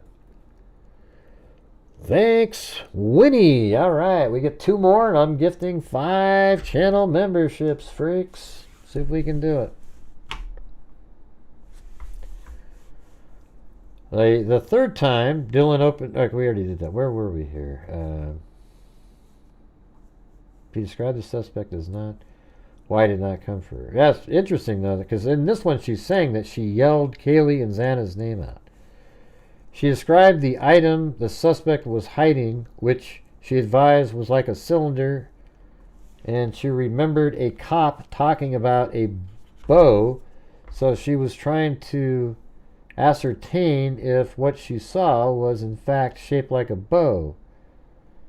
Dylan further stated she thought that maybe it was a firefighter because of what Bethany told her about seeing a firecracker. So a firefighter's going to throw firecrackers? That'd be weird.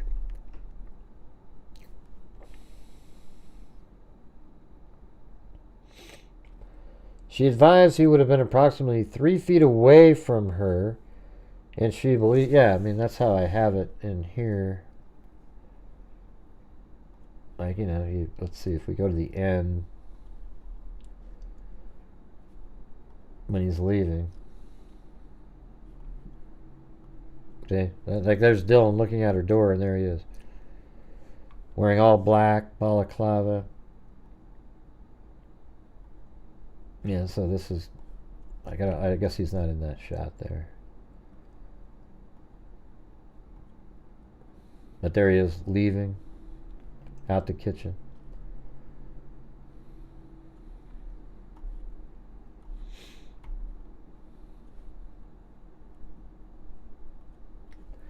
Two more channel memberships, you guys.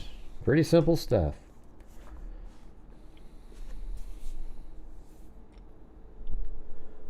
Let's see.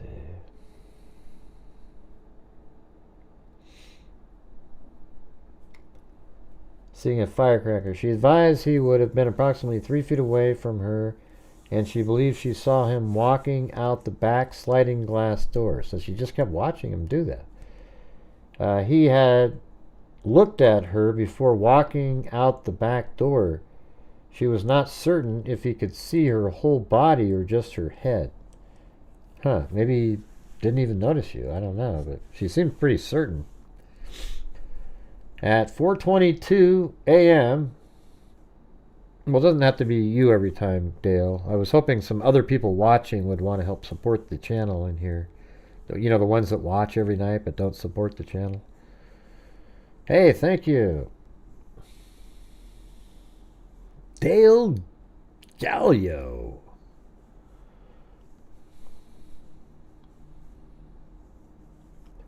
She advised the suspect was approximately 3 feet away and looked at her, but was walking out the sliding glass door when she saw him.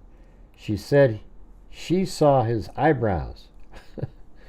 At approximately 4:23 a.m., she texted Bethany to tell her she saw a masked suspect in their house. Bethany responded at approximately 4:25 a.m., telling her to come to her bedroom and that it's better than being alone, then left her bedroom after opening her door the 4th time and ran to the bedroom downstairs. Hey, thanks, Forgetful Mandy. All right.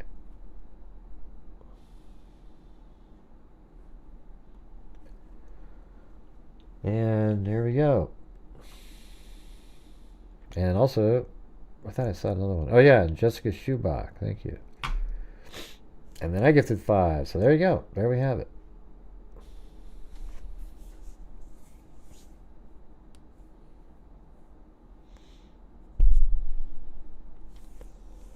She 5, she was... Okay.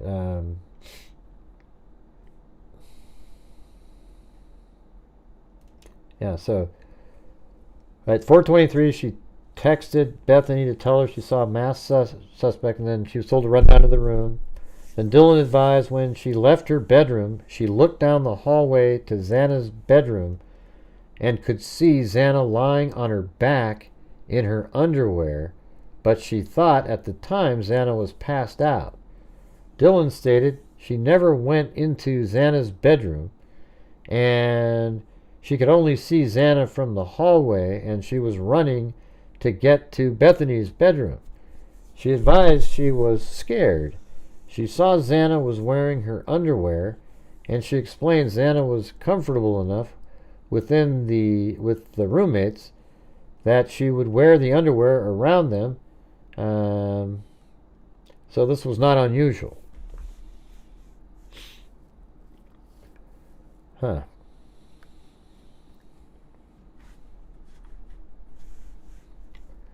When asked about the lighting conditions inside the residence, she advised that possibly Xana's light was on, or the party lights were on, and that's how she was able to see Xana, because otherwise she would not have been able to see her lying on the floor without lights being on. She was not certain if the bathroom lights were on, but she was not certain what lights were on, if any. She advised Xana did not say anything. Dylan stated she did not think anything was wrong, other than, just being passed out like college students.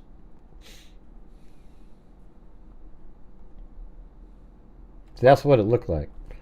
She ran from this, right through this wall is Dylan's room. See that? See that?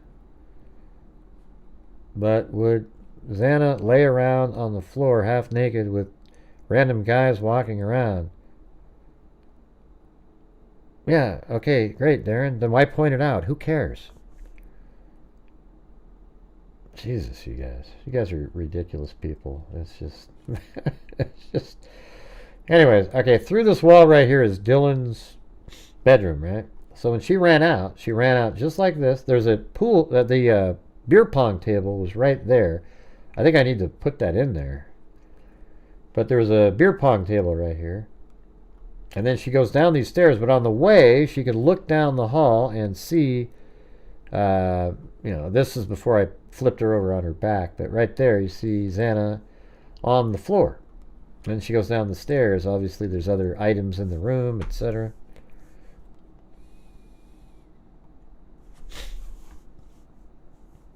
God, you guys are lucky. You get to look at these 3D sample every time, so you know exactly what they're talking about.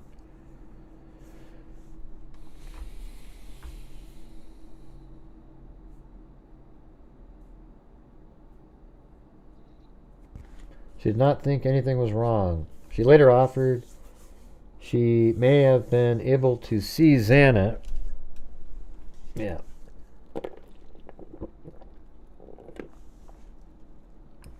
Yeah. Yeah. I was asked, why do you want to know the answer to the question? Oh, I'm just curious. Okay, but how does it help us get somewhere in the case? Like, if you don't think Dylan's involved, why does your observation about her not being very observant have any useful, value at all in the case? Hey, thanks, Shelly513. I can't imagine the terror these poor kids must have felt. Can you maybe show the layout of the house again from the sliding? Wow. All right, man. I'll do it like this. All right, here we go. Here's the front door of the house. Okay, so you go, okay. From outside, you open the front door and immediately turns to the right and goes into the storage room that Madison had a office in and other people just stored stuff in. Then as you go down the hallway to the right, that first door is a bathroom. The second door is like a utility room. And this bedroom is Bethany Funk's room, right? And which are really sort of irrelevant other than the fact that Dylan did run down the stairs, which are right here. So Dylan ran down these stairs, and at the bottom of the stairs went like this. I'm running backwards. And let's just pretend Dylan is running right at the camera, right? Dylan's running at the camera. She's still running at the camera. She's still running at the camera. And now she's in Bethany's room and shuts the door. Like right there, right? You could shut that door. And, of course that didn't work correctly there, but like that, the door shuts and they lock it and they're in there, you see? But up the stairs here, here's the living room. The beer pong table is right here where I'm standing right now. And then Xana's room is right here. She was on the floor, sort of like this. And I think Ethan was like this on the bed, based on the pictures that are blurry, but he's over here on the bed. I've got the door selected, so it's lit up over there. How do I whatever. And you go over here and you're back in the living room again. The stairs are to the left. Apparently there was blood all along here and on this wall to the left here. And then Dylan's room is right there on the left. Kitchen's to the right. Then you go up the stairs. And at the top of the stairs to the left is Kaylee Gonzalez's bedroom. And right inside this little closet here was a desk, and underneath the desk is where Murphy was, pretty much where I have him. And then here is Madison Mogan's room. Now, I don't have Madison on the bed currently, but the sheath is right there. And Kaylee's in there. I don't think Kaylee was like that. That's how it was described by Steve Gonzalez's wife on one of the shows out there a long time ago. So after you leave the room, you go back down the stairs here. And then I'm just going to go into Dylan Mortensen's room.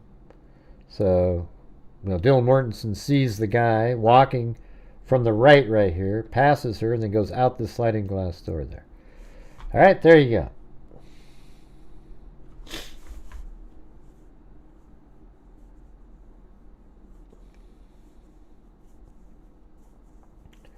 She explained she had been trying to determine what was real.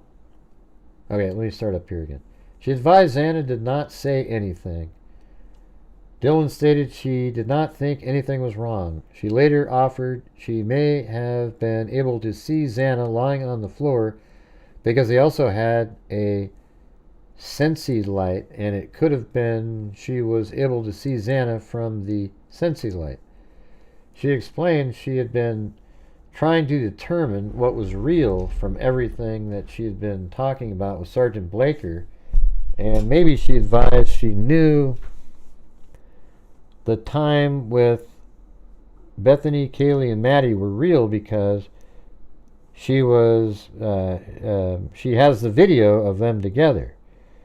She was not certain how I don't know. It must have been when Bethany got home that day, I guess. She further explained she had been trying to piece things together because some things do not make sense to her. She stated that she is being truthful, but some of what she has been discussing, she is not certain is factual. She has been working through it to try to remember what happened.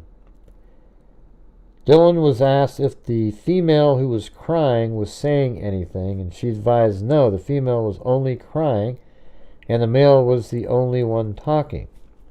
She described the item the suspect was holding was cylinder-shaped and was also triangular-shaped. She could not remember if the lights were on or off when she encountered the male suspect. She advised she does not know if this is even something she saw or if it was something she dreamed.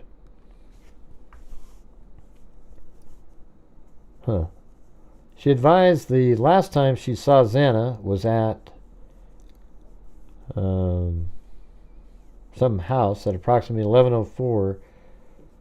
Dylan confirmed this by checking her cell phone. Xana has been holding a white claw. Xana had been holding a white claw. She was at something at 12:49 a.m. She further advised Xana and Ethan did not stay at Ethan's house with any frequency because of Ethan's grades. He could not reside at the fraternity. Were they bad? He had his own apartment, but she does not know where his apartment is. That's how stupid fraternities are.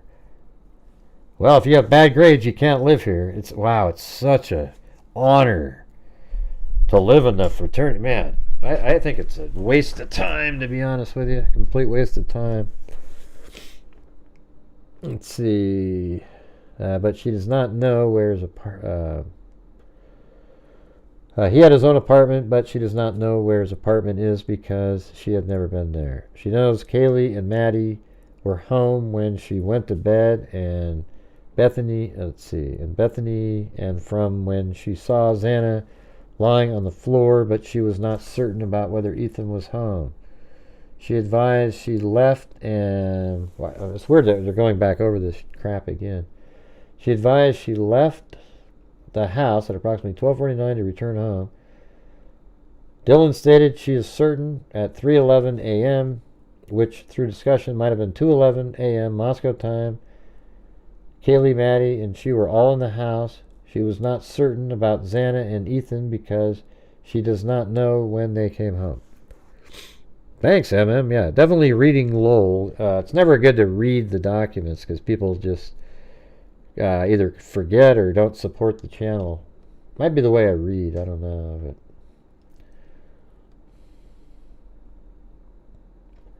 she denied perceiving a threat even after encountering the male in the hallway. She said there were people coming in and out of their house all the time. She denied remembering what his face looked like and said she could see that his head and mouth were covered, but she could see his eyebrows, and further advised she was not certain she could see his nose. When asked if she knew what a balaclava was, and she said no, so I asked Sergeant Blaker to show Dylan a picture of a balaclava from his cell phone, and upon looking at a picture of a balaclava, she said it could have been that could have been it. She does not remember seeing his mouth or nose, but she could see his eyebrows, those bushy eyebrows. When asked if any of her roommates told her about prior incidents involving anything that concerned them, and she advised Kaylee had told them, Funk and other roommates about an incident a month prior when she was outside with Murphy about a subject who had been watching her. The subject was in the apartments above the girl's residence. So the 500. That's a little... I mean, what do you mean in the apartments? Like standing there? I further explained that two of the three... That's interesting, though. So standing over here, like back here, looking or something. And that's funny, sort of interesting, because that's the direction on that one other incident where, remember the lady that was here? Right in this area, I think. Or was it over? Let's see, where was that? Yeah, it's right over here. She saw a guy park a car and then a white car over here at one point. There's a path that goes right over there. And that would go right to the 500 King Road or Queen Road apartments. All right, you guys, if you're out there and you have the ability to help support the channel, that would be awesome. Thank you.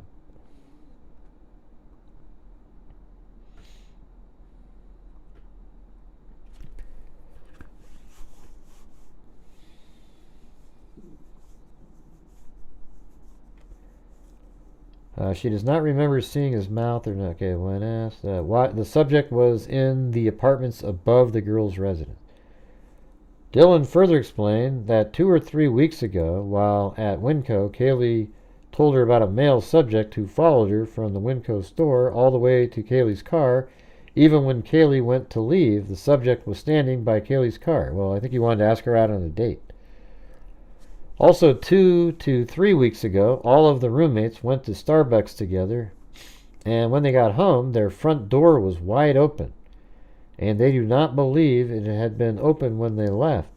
She explained there were prior issues with the front door, so she said it was possible the door opened because there had been a snowstorm. Thanks, Lisa Valenzuela. A snowstorm, and she explained possibly the wind caused the door to open.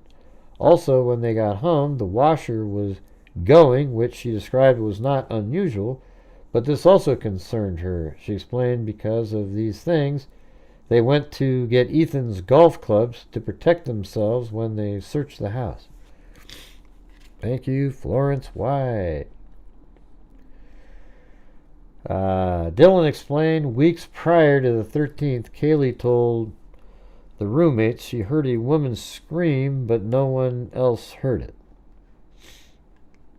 Dylan was asked if she was telling either Sergeant Blaker or I anything to prevent us from solving this, and she advised no, that she understood my question, and she advised that she knew she did not sleep through the whole incident because she had texted communications and other things that she knows would have required her to be awake. Well, the detectives should have known that, right?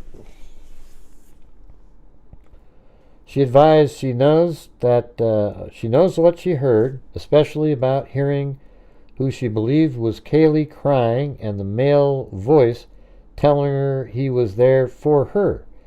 She stated again she does not know how much of what she had been telling us was not factual because she is still processing the event.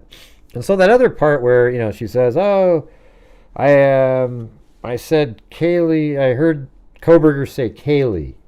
That's just garbage. I think it's either conflating these two, hey, there's somebody here, I'm going to help you, or, I'm here to help you, whatever the hell it is. And then it could also be that the officer who's taking notes doesn't write it down correctly, which we've seen in other documents.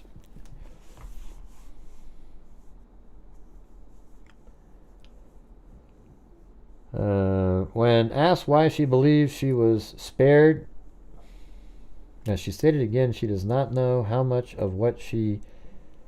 hold on. She advised she knows what she heard, especially about hearing who she believes was Kaylee crying and the male voice telling her he was there for her. She stated again she does not know how much of what she has been telling us was not factual because she's still processing the events.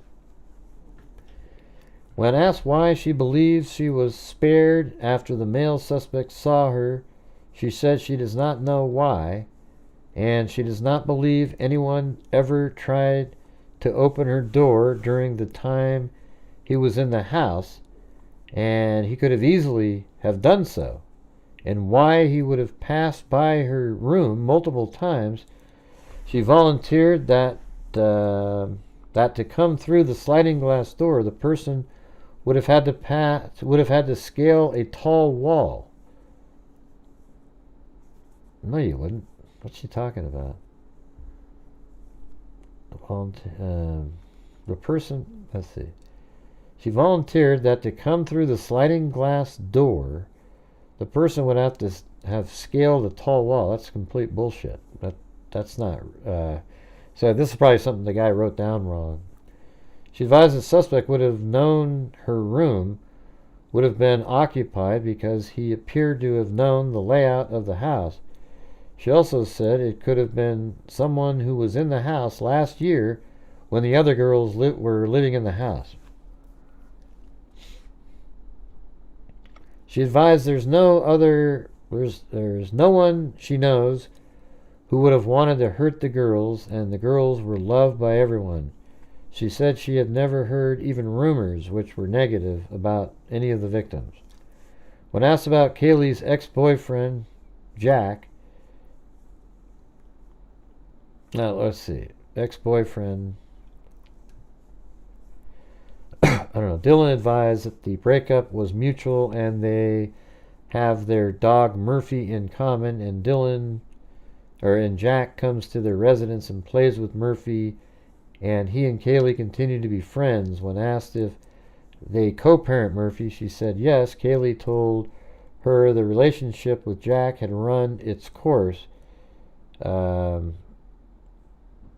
thought Jack had handled the breakup well because every time he came to their house, there did not seem to be an issue. Dylan brought up the name so-and-so, but she mispronounced the last name during the interview as someone she and the others believed might be involved, but she was reluctant to say he was a suspect because she knows how damaging to his reputation that could be if he were not involved. She advised she was told by so-and-so, Xana's best friend, that this person once punched a friend of theirs, Dylan, in the stomach, or let's see, a different name, somebody in the stomach last year, but They did not know the circumstances as to why. Is that the? I don't know. I don't know who that is. Dylan advised that recently Kaylee started talking to a person. He seemed okay with that. Dylan offered her DNA. Sergeant Blaker secured a swab from and conclusion of the interview. She advised there might be difficult to locate the offender's DNA because they had conducted a deep clean of their residence leading up to the parents' weekend. When asked about when the deep clean of the residence occurred, it would have been before the weekend of the crime. So why would that be difficult to find? I don't know, man. I mean, if you did a deep clean and then there's a murder, it makes it better because it's more likely just the people that were there that night would be in there, right? She was advised there was evidence left in the residence, and she sighed and said she was glad to hear that there was evidence found at the scene. She explained her something or other when asked if she would be able to provide a description to police composite artists. She said she would not be able to describe enough of the suspect to be helpful. She further advised the only thing she remembered about his face was the eyebrows were bushy. She advised she was confused about why the offender would have taken the patio door out of the residence because of the drop off from the patio. What are you talking about?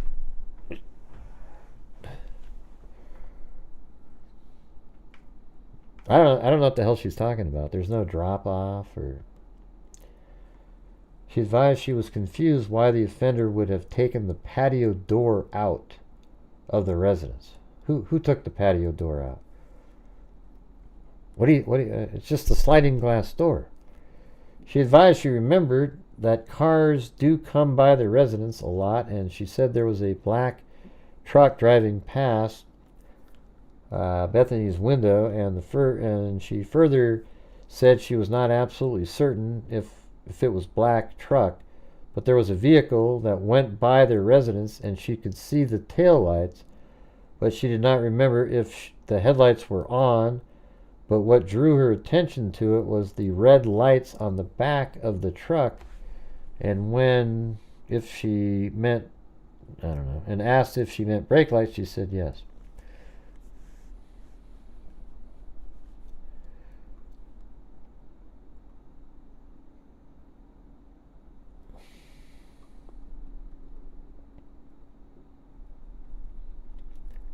Alright, I guess it goes down to there. The energy level is really low.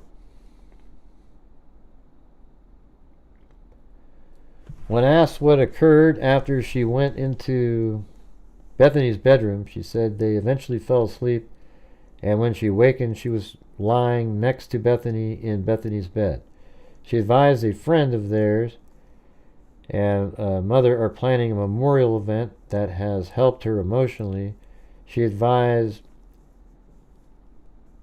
I don't know, somebody's crying a lot over this, but she has not been crying and has explained to her why she's not been showing emotions. I don't know who, Bethany maybe? Bethany has explained. She explained Bethany used the word disassociate to describe her emotions. When she awakened that morning, Bethany was next to her in bed. They were both too scared to leave Bethany's room to even go to the bathroom. She advised at approximately 11:23. Dylan then corrected the time to 10:23 a.m., said she texted Maddie asking her if she was up. At 11:29 a.m., Dylan texted Kaylee, "Are you up?" She could tell her Snapchats were not being read when she was texting them through Snapchat.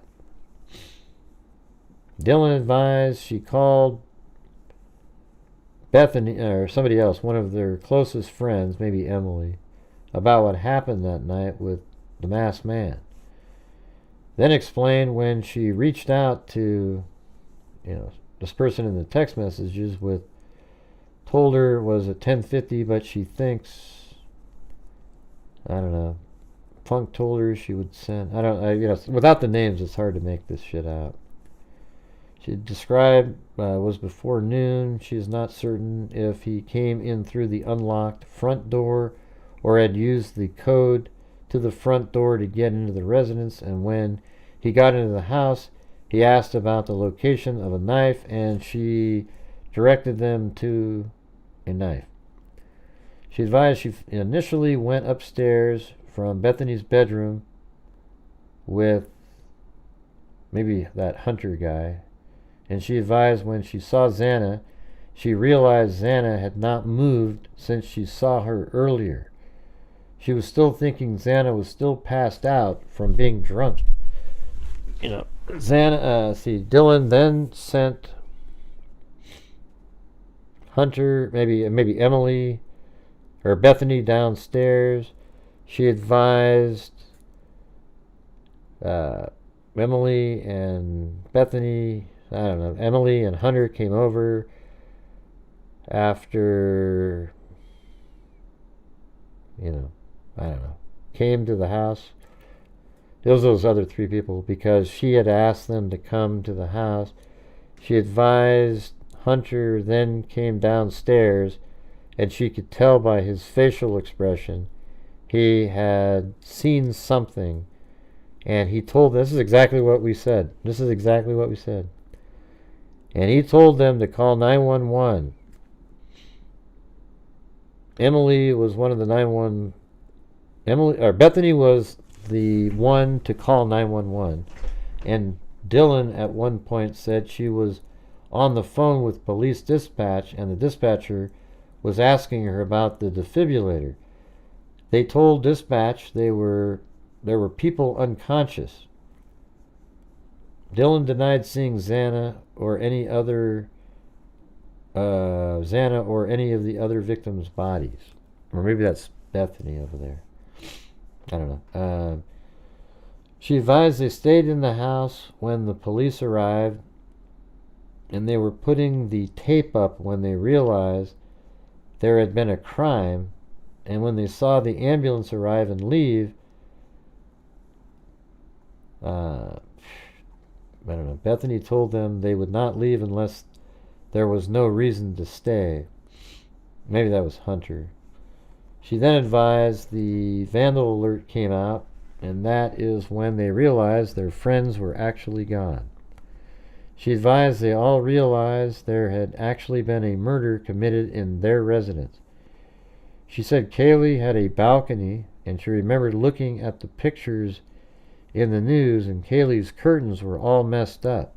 She thought the distance of the balcony to the ground may have been too much and brought too much attention, if that is how the suspect made entry. See, she was thinking it was her room.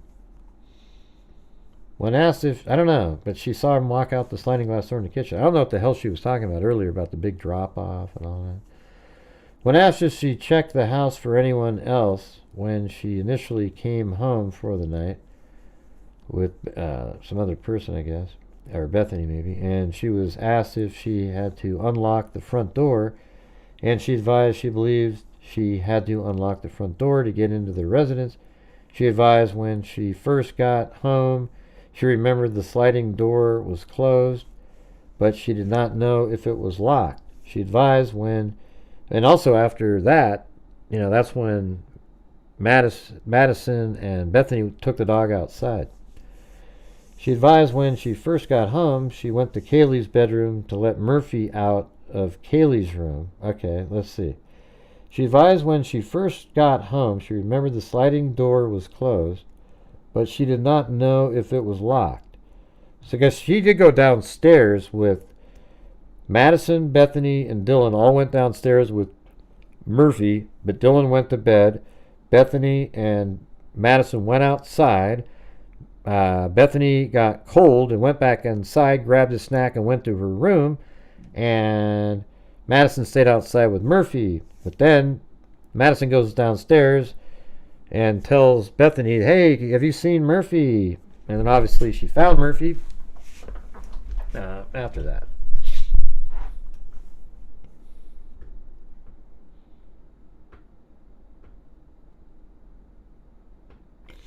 Wouldn't that be interesting if Murphy... Remember how Madison was looking for Murphy? Just listen to this for a second. Madison was looking for Murphy, but she was drunk and so was Kaylee. So what if, like, she just goes, sure, and they just go to bed or whatever. And Murphy's still running around. And then he's barking outside. I mean, he's outside because he's barking. That's why he's outside and it's so loud. Because he's literally outside. And then he gets back into the house after Kohberger leaves because the slider is open. Or something like that. Wouldn't that be crazy if he was... Because it's so loud in that camera. It sounds like he's like right there. That'd be pretty... I don't think that's likely, but I'm just saying.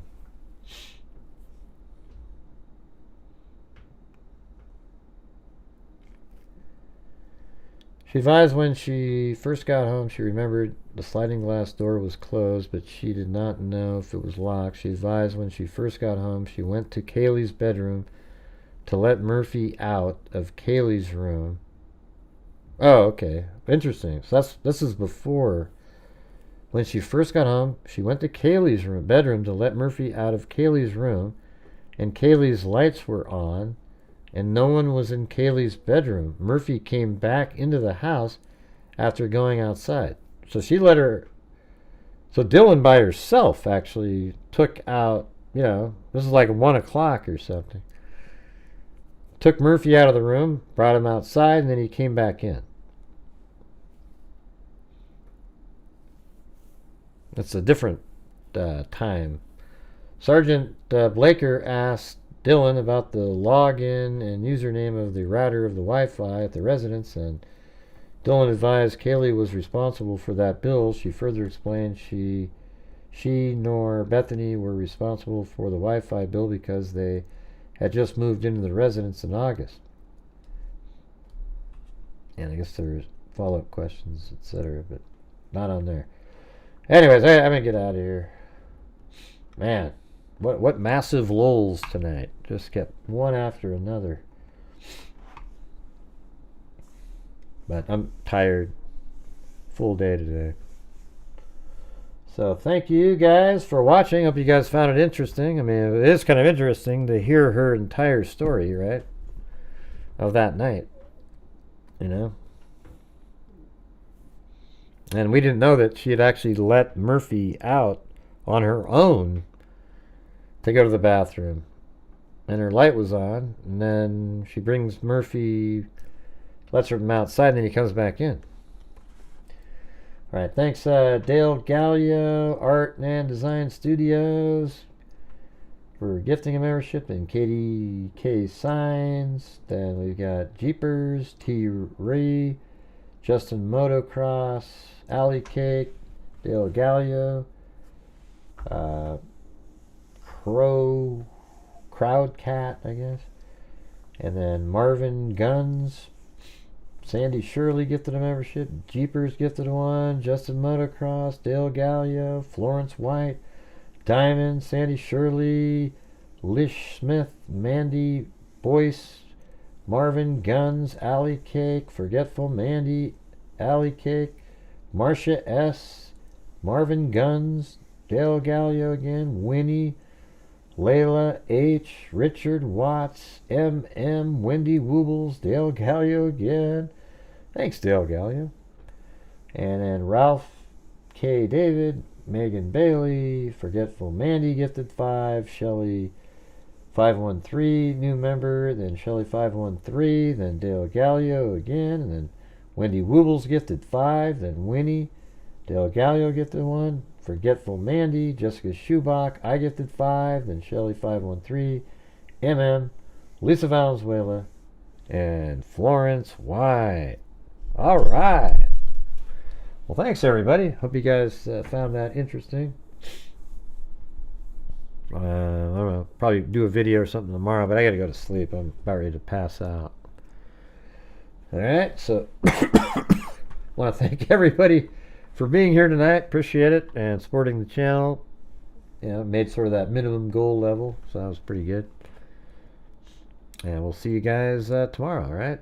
So thanks for being here, and As I always say, until next time, be safe out there. Yeah, I've been doing this true crime thing for quite a while now. And during this whole time, I have not seen one person that is a crime dissector, a thug rejector. I'm a certified human lie detector. Gonna get ya on a stretcher if you try and play me like an old projector.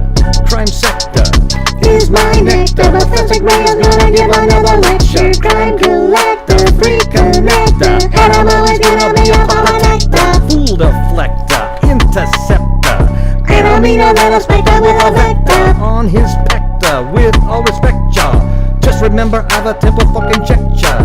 I have no agenda, I'm no agenda, and I'll serve it to your friend without a blender. And in the end, I'm gonna send ya on a mission to reveal the true offender.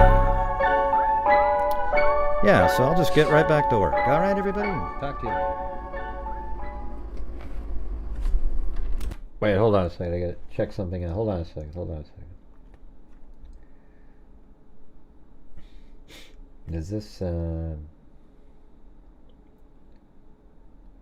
yeah, I was gonna read that. There are these couple of these things that are out there. Wow, okay. Well, I guess there's another sort of set of documents somehow. So I'm gonna have to download these suckers. I got them sent to me by Plunder, so that's cool. There's just so many documents coming out now. It's crazy. So I'll have to take a look at these. All right. Not right now, I can tell you that.